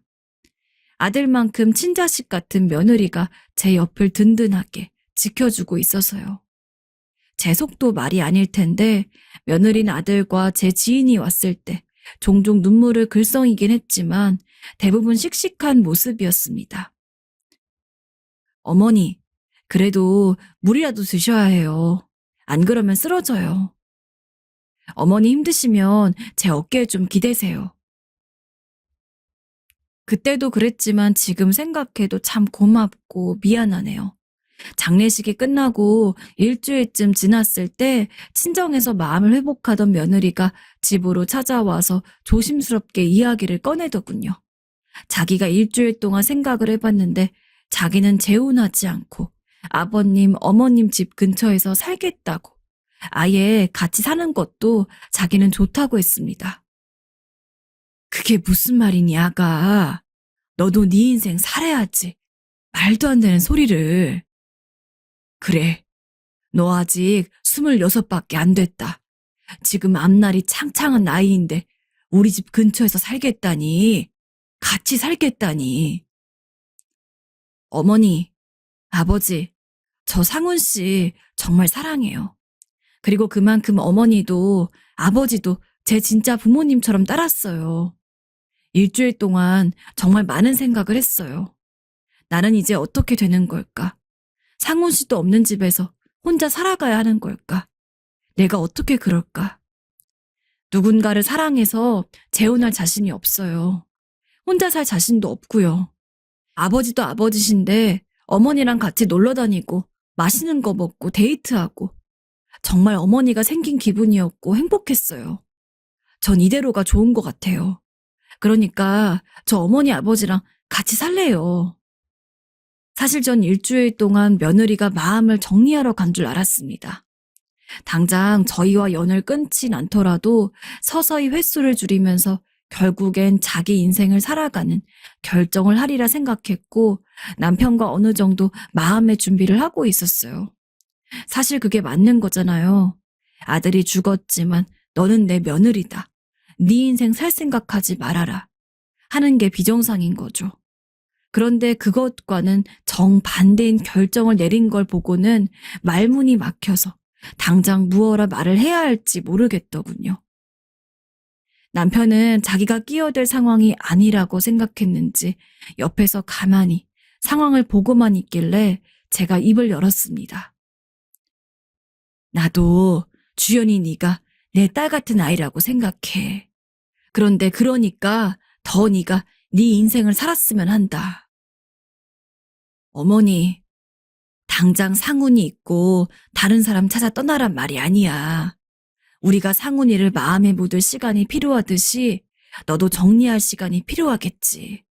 그 시간 동안은 함께 있으마. 하지만 상훈이를 보내주고 나면 너도 네 인생을 살아. 26, 너무 젊다. 뭐든 할 수 있는 나이잖니. 우리한테 매여있기에는 너무 젊어. 새 출발이든 뭐든 네 인생을 살아봐라. 내가 바라는 건 그것밖에 없다. 어머니, 전 정말 괜찮아요. 저도 고민을 많이 해봤어요. 그런데 답은 오직 한 가지예요. 상훈 씨가 그립긴 하지만 어머님 아버지마저 없으면 저 정말 못 견딜 것 같아요. 얘야, 옛말에 시간이 약이라는 말이 있단다. 물론 너도 힘들고 우리도 힘들지만 사람은 다 사라지게 되는 법이다. 아직 네가 어리기도 해서 세상 물정을 모르는 거야. 그리고 주연이 네가 그렇게 행동을 하면 주변 사람들한테 욕먹는 것도 네가 아니고 우리란다. 어느 순간 제 입에서는 냉정한 말들이 줄줄 흘러나왔습니다. 며느리 눈에선 눈물이 줄줄 흘렀지만 애써 저는 그것을 외면했어요. 하늘에 있는 우리 아들도 이런 걸 원치 않았을 테니까요.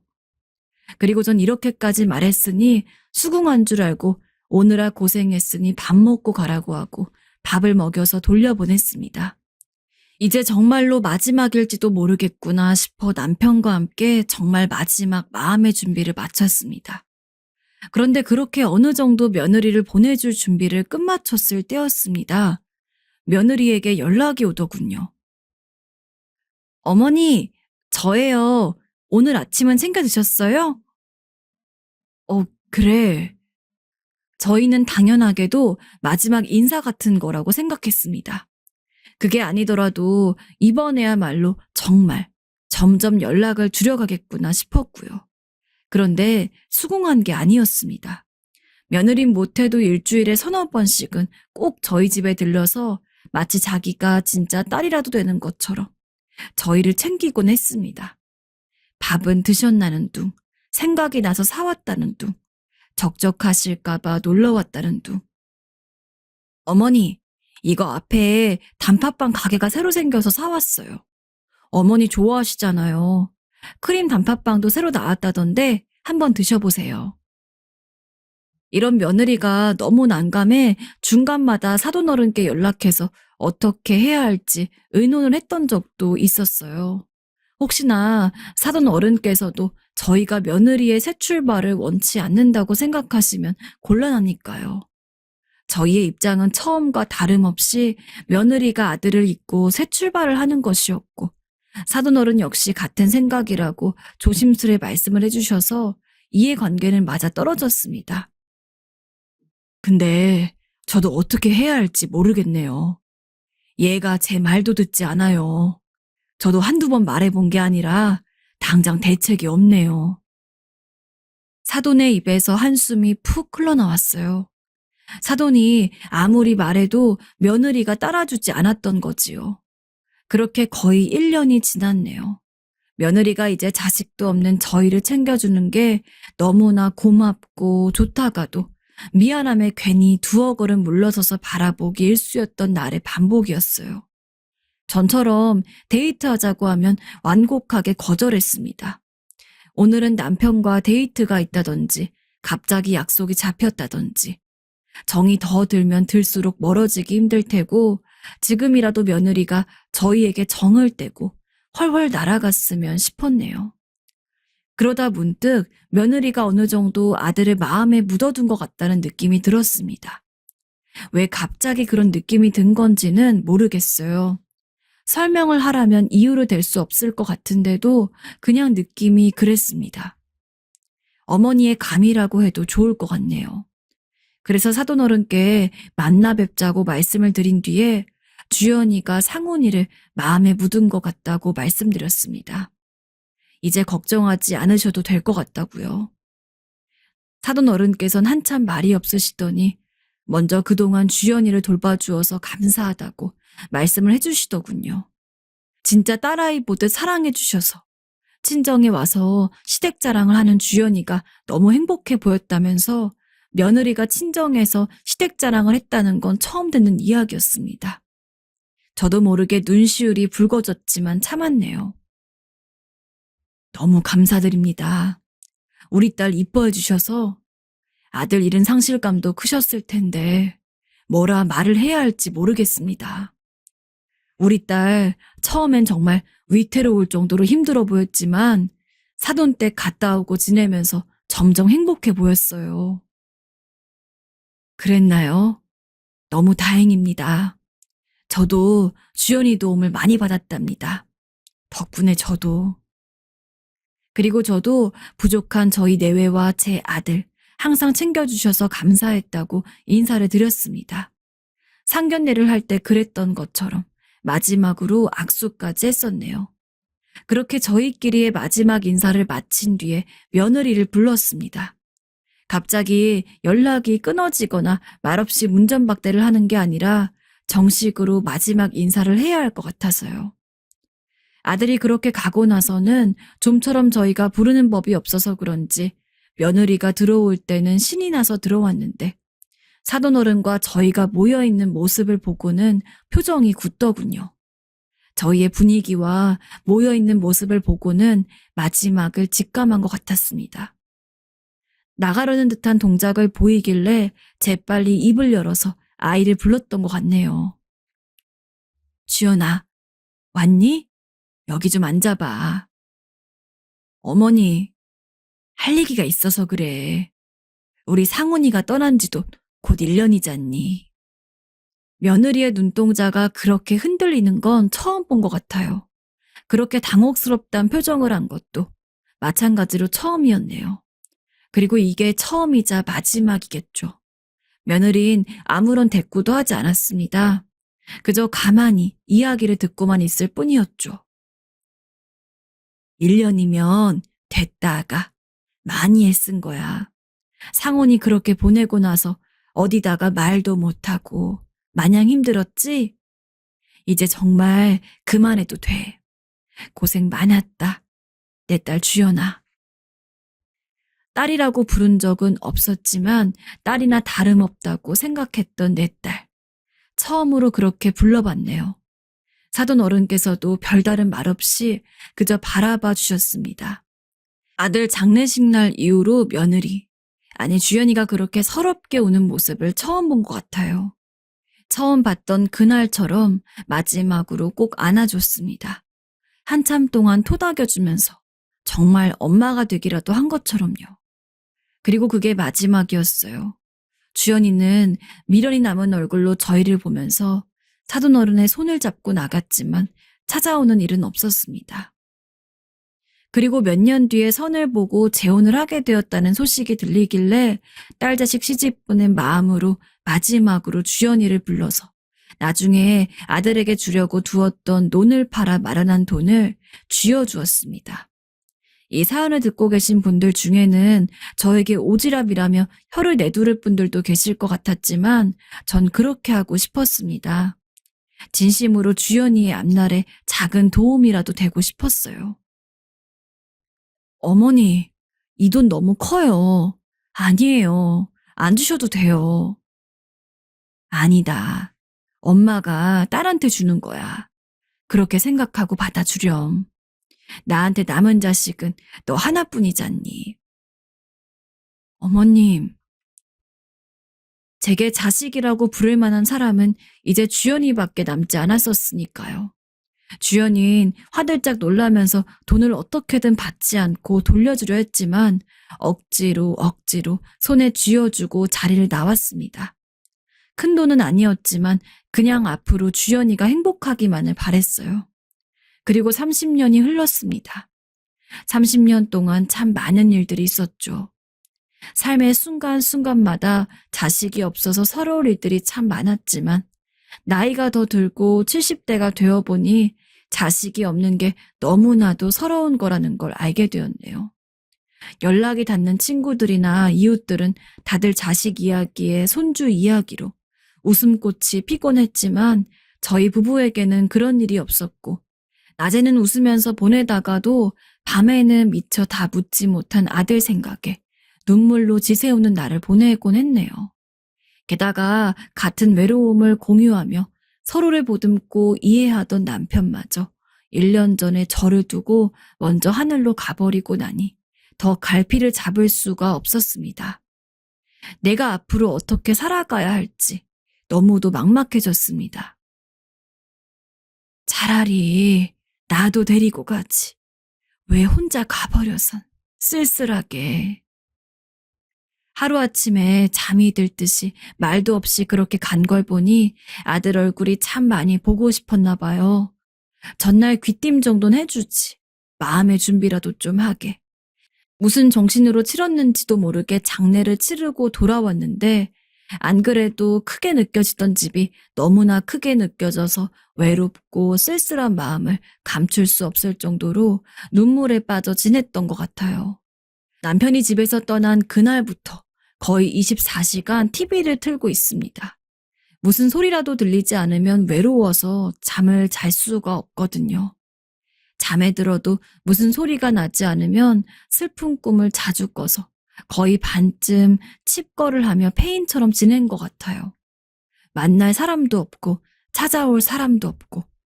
그런데 얼마 전에 누군가 저희 집 문을 두드리더군요. 저 문 좀 열어주세요. 여기 사람 없나요? 누구지?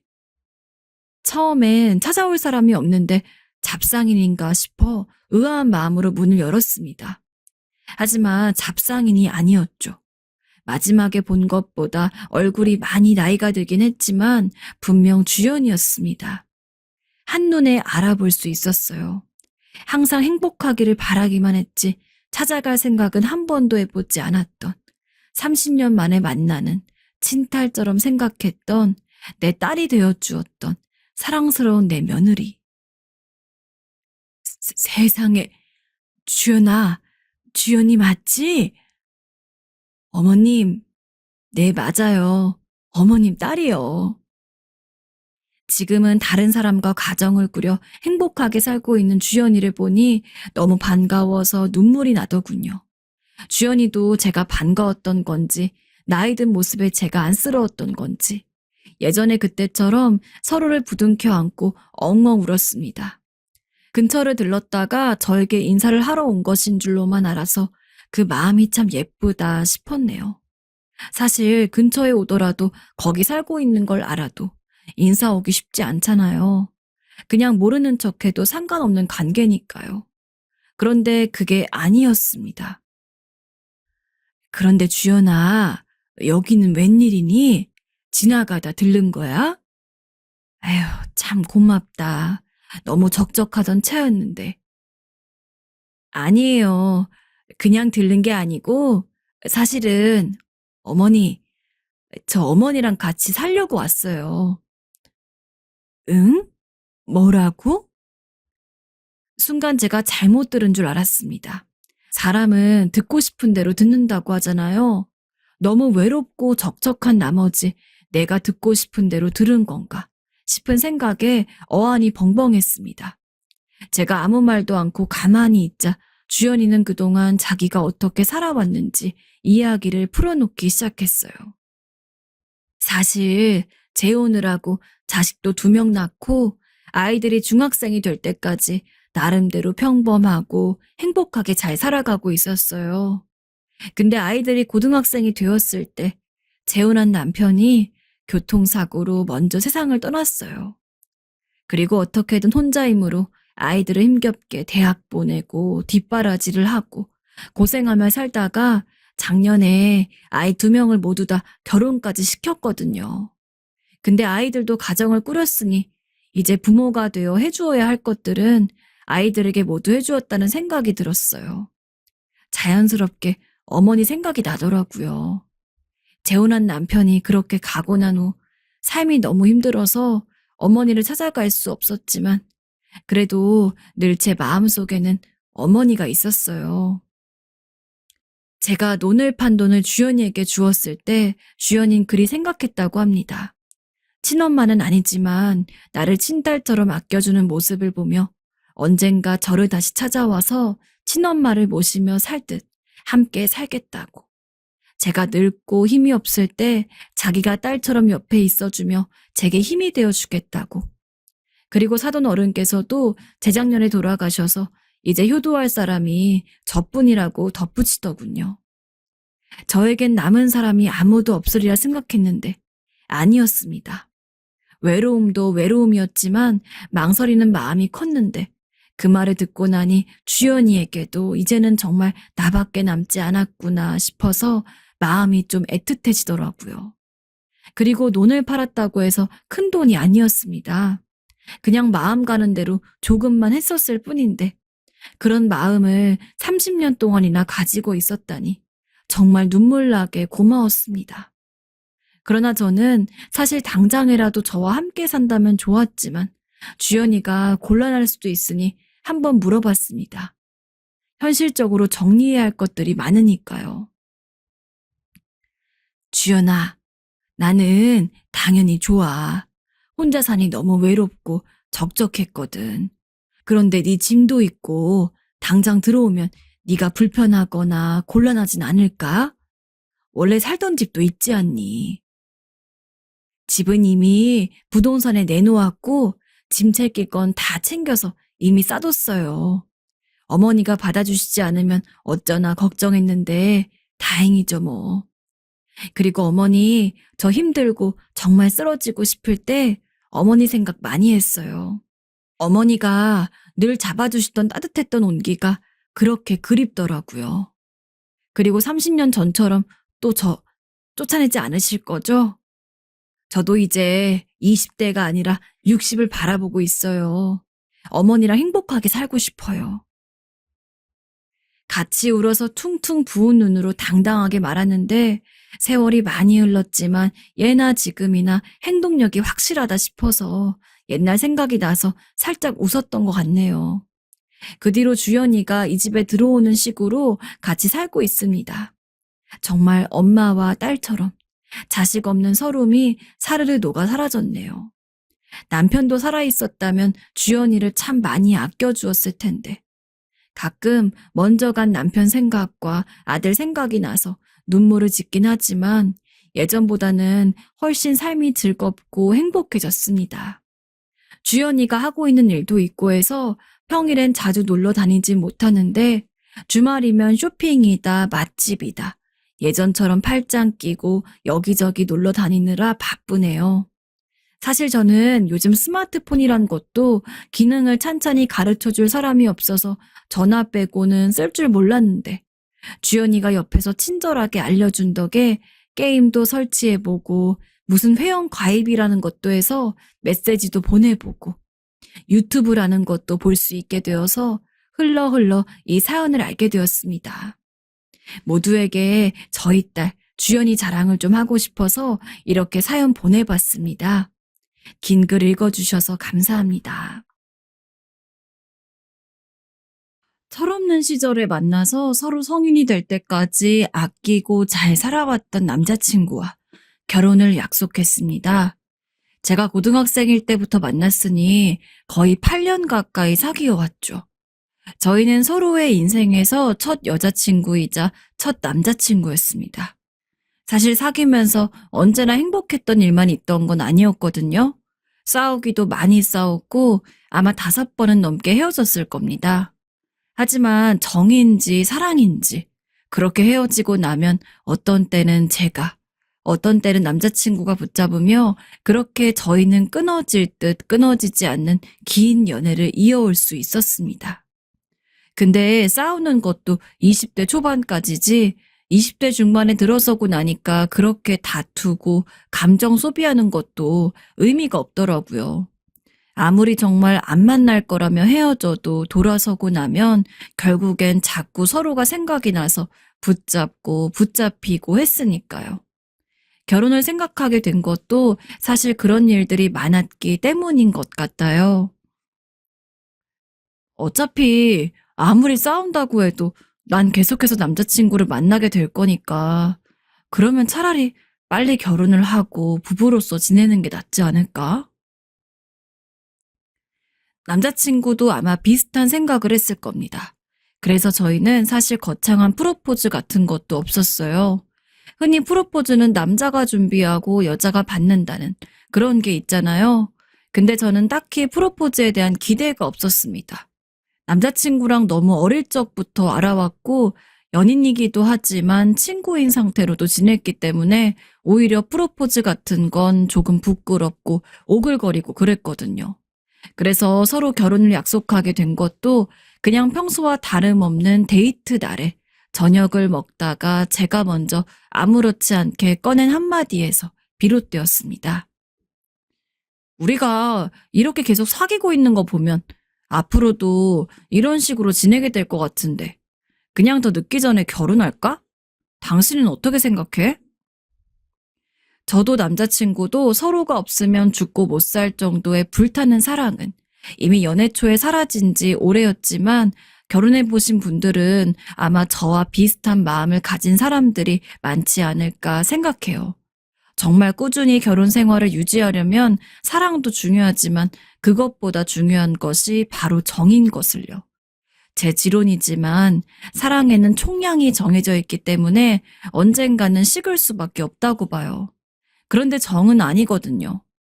물론 정말 실망에 실망을 거듭할 만한 일이 있었다면 그 정도 서서히 소모되겠지만 그렇지 않은 이상 정은 길게 유지되는 것이 일반적이니까요.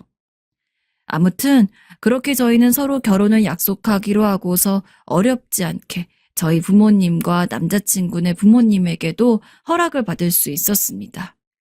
사귀는 기간 동안 제가 남자친구네 부모님 얼굴을 본다든가 아니면 남자친구가 저희 부모님 얼굴을 본 적은 없었거든요. 하지만 양쪽 부모님 모두 저와 남자친구의 존재를 알고는 있었습니다.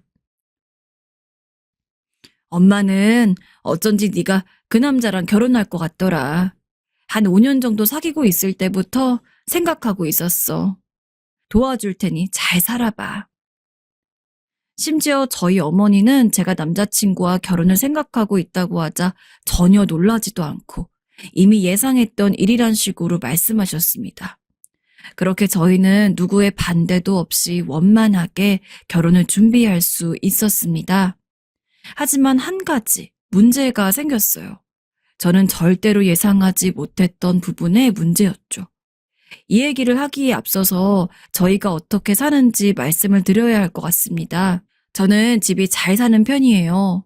강남에서 집값하면 누구나 첫손에 꼽을 정도로 비싼 아파트에 살고 있었고, 살면서 한 번도 돈 때문에 하고 싶은 거 못한 적 없고, 배우고 싶은 거 못 배운 적도 없었습니다. 당연히 옷이며 쓰는 물건, 돈도 무조건 최고급. 학교 다닐 때 친구들이 제 명품을 보고서 혀를 내두를 정도로 비싼 것들을 많이 하고 다녔습니다.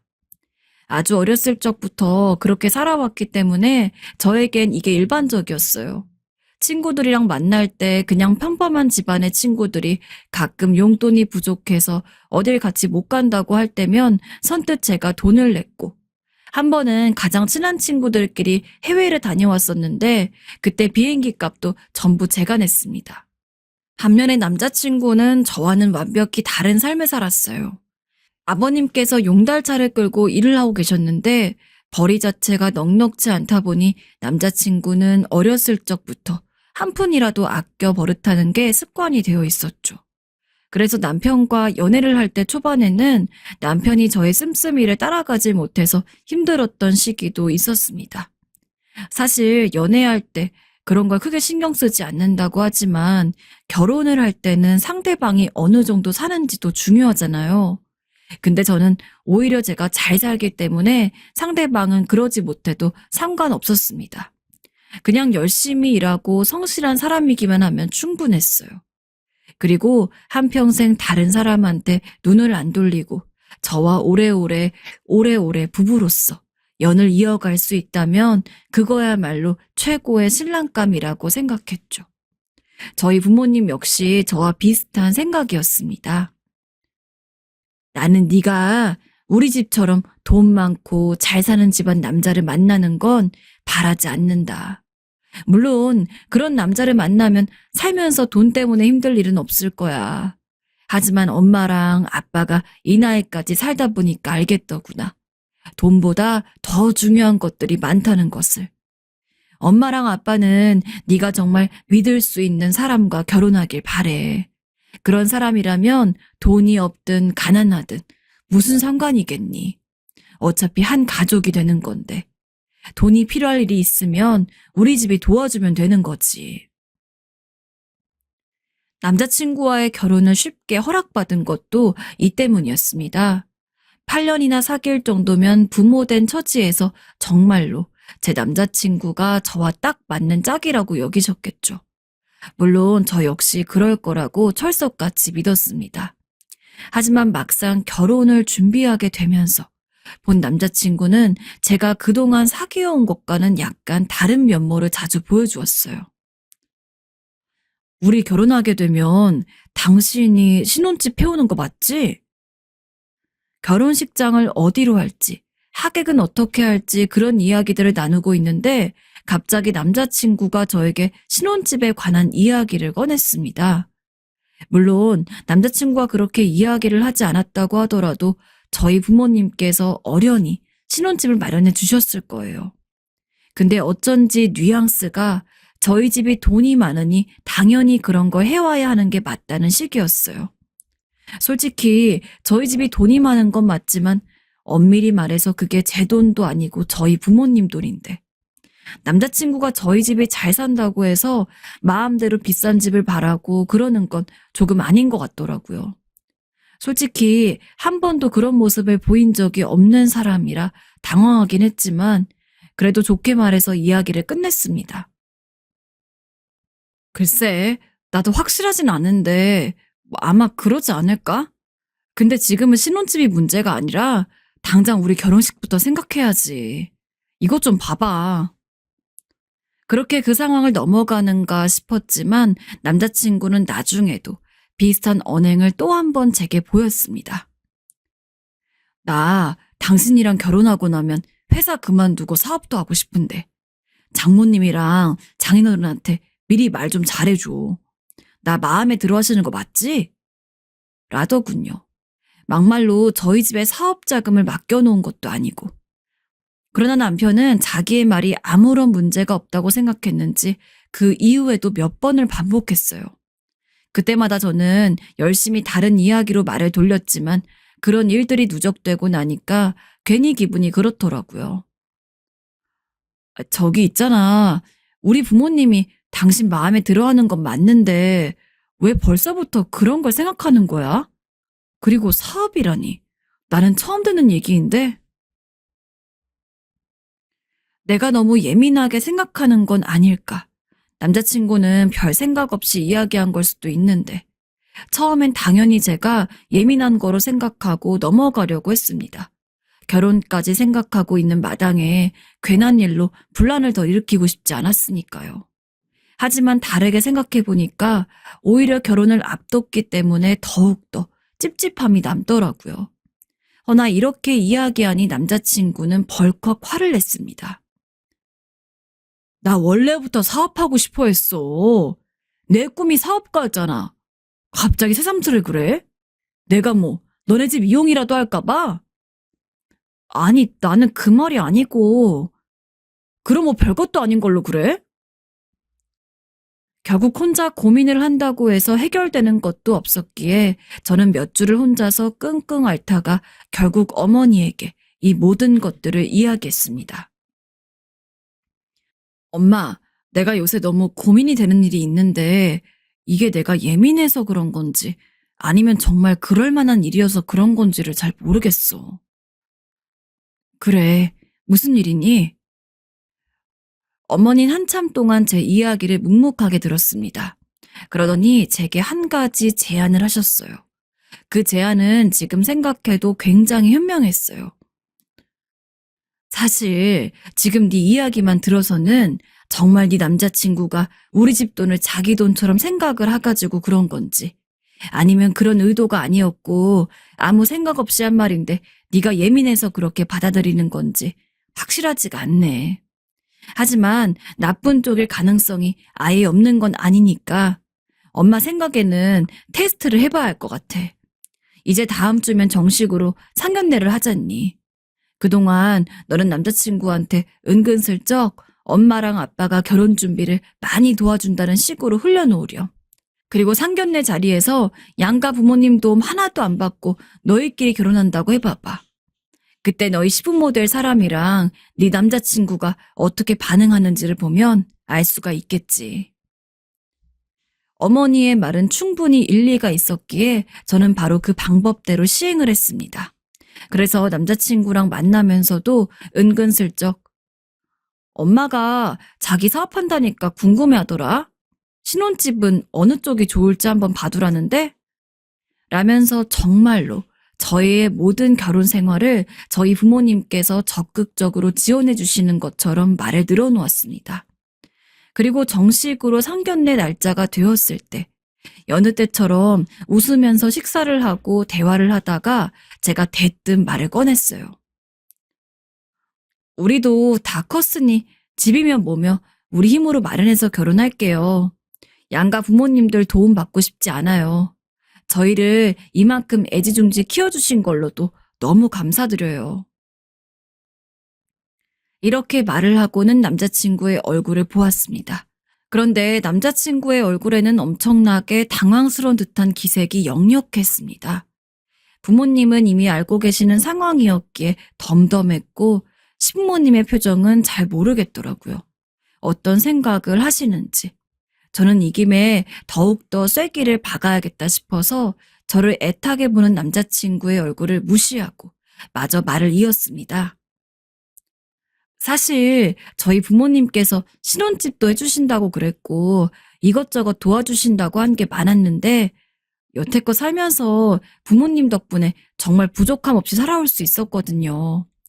그런 제가 아무리 결혼할 때라고는 하지만 다 큰 성인인데도 계속해서 부모님 도움 받는 건 조금 염치가 없는 것 같고 죄송스러워서 제가 부모님께 말씀을 드렸어요. 저희 결혼은 저희가 모은 돈으로 알아서 해결하고 필요하면 대출을 받아서 어떻게든 해보겠다고요. 제 말 뒤에 잠시 정막이 흘렀습니다. 전 솔직히 시부모님께서 그렇게 좋은 반응을 보일 거라고는 생각을 못했어요. 하지만 아주 잠깐의 정막 뒤로 이어진 시어머니의 답변은 제 예상과는 완벽히 달랐죠. 매우 좋은 생각이구나. 나도 사실 사돈어른이 좋은 집을 해준다고 하길래 그게 참 부담스러웠던 참이거든. 그리고 내가 보기에는 혼수도 굳이 좋은 거 할 필요 없다고 생각한다. 며느라기 너도 그렇고 우리 아들도 그렇고 살면서 계속 쓰고 있던 물건들이 있는데 한동안은 그런 거 쓰면서 돈을 모으는 게 더 좋지 않겠니? 원래 돈을 벌 수 있을 때 아껴 써야 하는 법이란다. 그렇게 먼저 기특한 생각을 해줬다니 너무 고맙구나. 사돈, 이렇게 이쁘고 고운 마음을 가진 따님을 못난 저희 아들에게 주셔서 너무 감사드립니다. 시아버지도 시어머니 말에 동의하는 듯이 고개를 끄덕거리셨고 남자친구도 언제 당황했느냐는 듯이 맞다면서 시어머니 말에 동조하는 모습을 보였습니다. 전 일단 아무렇지 않은 표정으로 역시 그렇죠. 이해해 주셔서 감사합니다. 라고 인사를 하고 아무렇지 않게 상견례 자리를 마쳤지만 그러면서도 한편으로는 제가 정말로 남자친구를 오해했다고 그렇게 생각을 했어요. 그래서 상견례 자리를 피하고 집에 돌아가면서도 어머니에게 그렇게 이야기했습니다. 엄마 말대로 이런 자리를 가져보길 잘했어. 그렇지 않았으면 난 계속해서 남자친구를 오해했을 것 같아. 시부모님도 이해해 주시고 남자친구도 괜찮다고 했으니까 이제 아무 걱정 없는 거 맞겠지? 그러나 어머니는 그렇게 생각하지 않는 것 같았습니다. 그래, 너는 아직 어리고 이런 경험을 안 해봤을 테니까 모르겠지. 근데 내가 봤을 때는 사돈댁이 보통이 아니더구나. 머릿속으로 이것저것 따져보면서 계산기 두드린 게 한눈에 보였는데 나도 사돈댁을 유심히 보지 않았으면 아마 몰랐을 거다. 어머니는 아무래도 남편도 그렇고 시부모님도 그렇고 저희 집 돈을 노리고 있는 것 같다면서 될 수 있는 대로 결혼을 다시 한번 생각해 보는 게 좋을 것 같다는 이야기를 하셨습니다. 그런데 저는 아무리 되새겨봐도 시어머니한테 그런 모습을 전혀 느끼지 못했거든요. 그래서 어머니가 제 이야기를 듣고서 너무 안 좋은 쪽으로 생각한 상황에서 상견례를 가진 나머지 그런 거라고 확신했습니다. 전 이미 그 상견례 자리를 계기로 시부모님께서 나를 진짜 며느리로 봐주시는구나. 남자친구가 우리 집 돈을 노린 게 아니라 그때 했던 얘기들은 정말 아무 생각 없이 한 얘기구나 라고 생각했어요. 전 어머니가 어떻게든 시부모님과 남자친구에 대한 편견을 깨기를 원했습니다. 그래서 온종일 매달려서 어머니를 설득했어요. 그러나 어머니 역시 마찬가지였습니다. 어머니는 제가 뭐라고 하든 어머니가 처음에 느낀 그 감정을 물을 생각이 없어 보이셨죠. 아버지도 마찬가지였어요. 두 분은 제가 지금이라도 이 결혼을 무르고 남자친구가 헤어지길 원했어요. 하지만 저는 굴하지 않았고 몇 날 며칠을 부모님과 이야기를 해보며 저는 꼭 남자친구와 결혼을 해야겠다고 그렇게 말했습니다. 제가 그렇게까지 의견을 안 굽히니 부모님도 결국 두 손 두 발을 다 들었습니다. 하지만 한 가지 조건을 내거셨죠. 네가 정 걔랑 결혼하고 싶다면 그래, 그렇게 해라. 하지만 일단 그때 네가 상견례장에서 말한 대로 신혼집이든 혼수품이든 그건 너랑 네 남자친구가 알아서 해야 할 일이야. 나랑 네 아빠는 그 부분에 대해서 일절 관여하지 않을 거다.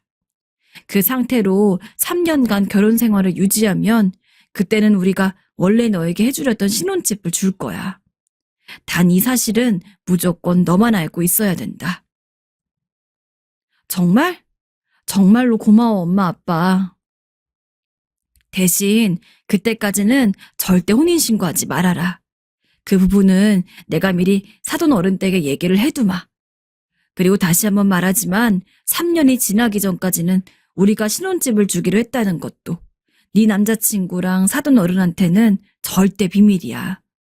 우리 입장에서는 여전히 이 결혼이 탐탁지 않은데 네가 정하고 싶다고 하니까 허락해 주는 거야.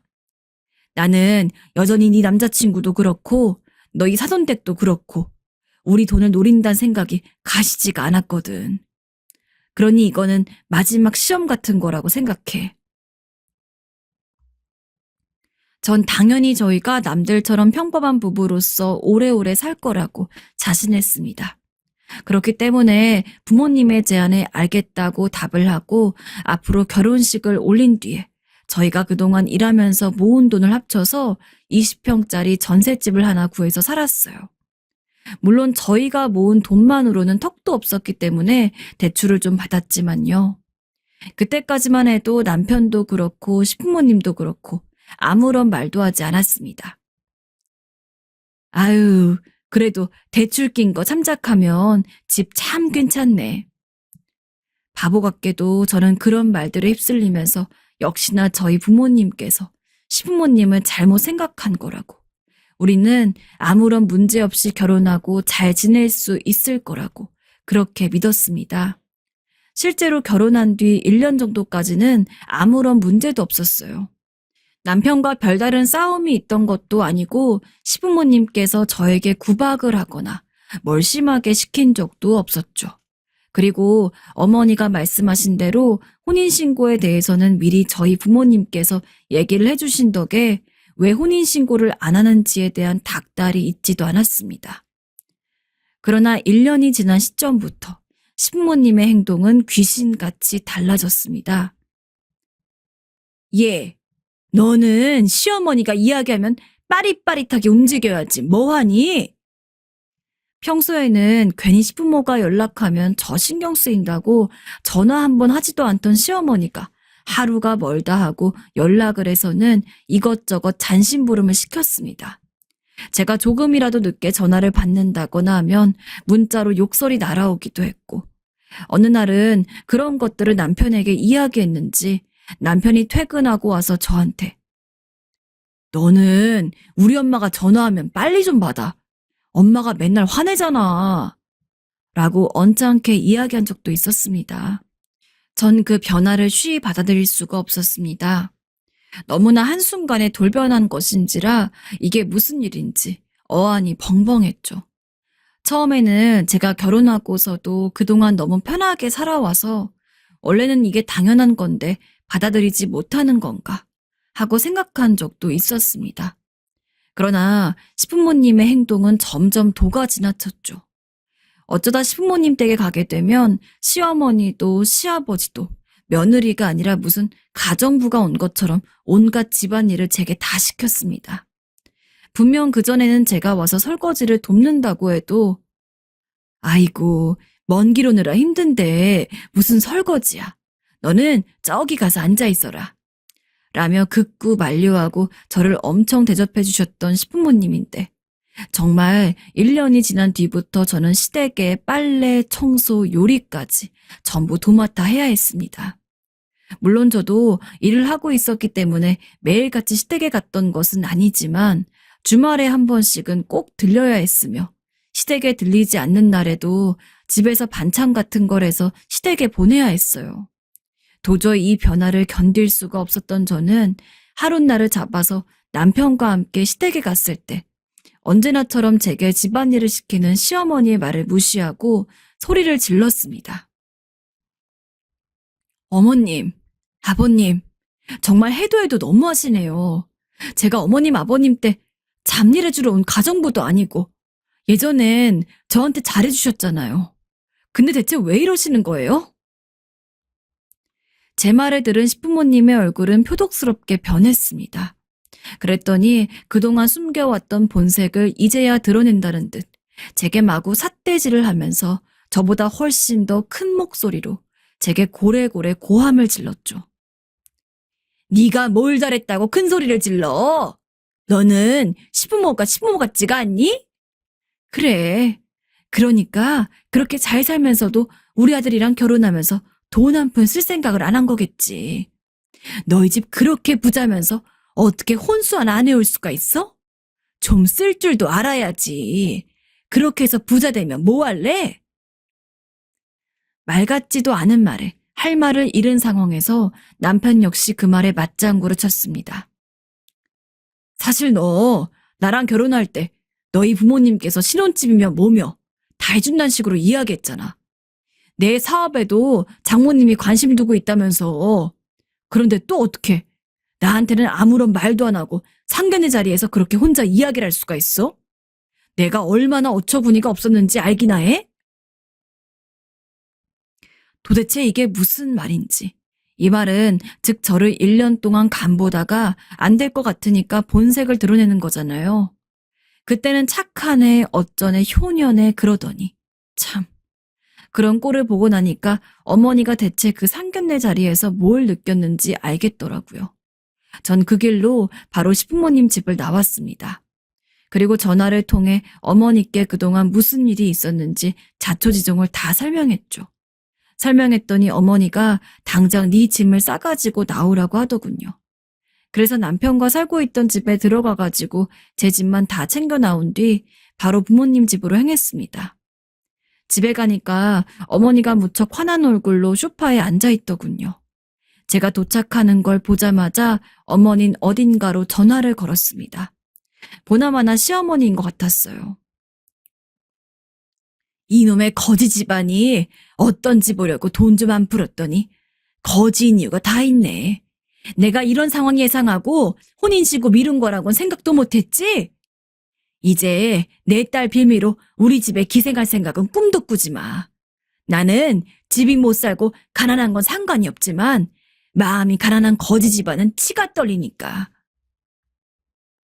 한참 시어머니에게 쌍욕을 퍼부은 어머니는 전화를 끊었습니다. 그리고서는 거봐, 엄마랑 아빠가 그랬지? 그 결혼 하지 않았으면 좋겠다고. 라고 말씀하셨는데 참 할 말이 없더라고요.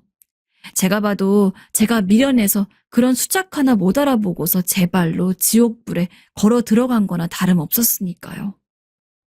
어차피 혼인신고도 한 적이 없었던지라 지금은 남편이랑 깔끔하게 헤어졌습니다. 물론 헤어지고 나서 가끔 전화 좀 받아보라는 둥, 얘기 좀 하자는 둥, 말 같지도 않은 연락이 오긴 했지만 오는 족족 전부 차단을 해놨어요. 분명 전화 받아봤자 내가 오해한 거다. 그때 나도 너무 화가 나서 그냥 그렇게 말했던 거다. 진심이 아니다. 어쩌고 저쩌고 하면서 또 저를 홀리려 들 테니까요. 전 이미 그때를 계기로 함께 살았었던 시간은 물론이고 오만정이 다 떨어진 상태여서 다시는 그 사람과 이야기하고 싶지도 않았습니다. 요즘도 가끔 어머니랑 아버지랑 집에 있을 때면 두 분이 제 결혼 이야기를 하세요. 특히 어머니가 참 많이 이야기를 꺼내는 것 같아요. 저도 그럴 때마다 웃으면서 엄마 지혜가 아니었다면 이 젊은 나이에 벌써 이혼녀 꼬리표 달고 살게 생겼을 거라고 농담을 합니다. 정말로 저는 어머니 그리고 아버지가 아니었다면 아무것도 모른 채 속아 넘어가면서 잔뜩 이용당했겠죠. 부모님 덕에 종을 칠 뻔한 인생을 구제받았습니다. 그때 어머니는 시엄마가 눈을 돌리며 계산기 두들기는 모습을 순간 포착했다고 하더군요. 역시 연륜은 못 이기는 것 같습니다. 만약에 제가 다른 사람을 만나서 그 사람과 또 한 번 결혼을 생각하게 된다면 그때는 아무리 사랑하는 사람이라고 하더라도 저희 부모님께서 얘기하시는 의견을 전적으로 받아들일 생각이에요. 뭐 그런 남자를 또 만날 수 있을진 모르겠지만 그래도 제가 다시 한번 정말 괜찮다고 좋다고 생각하는 사람을 만날 수 있기를 간절히 빌어주셨으면 좋겠습니다.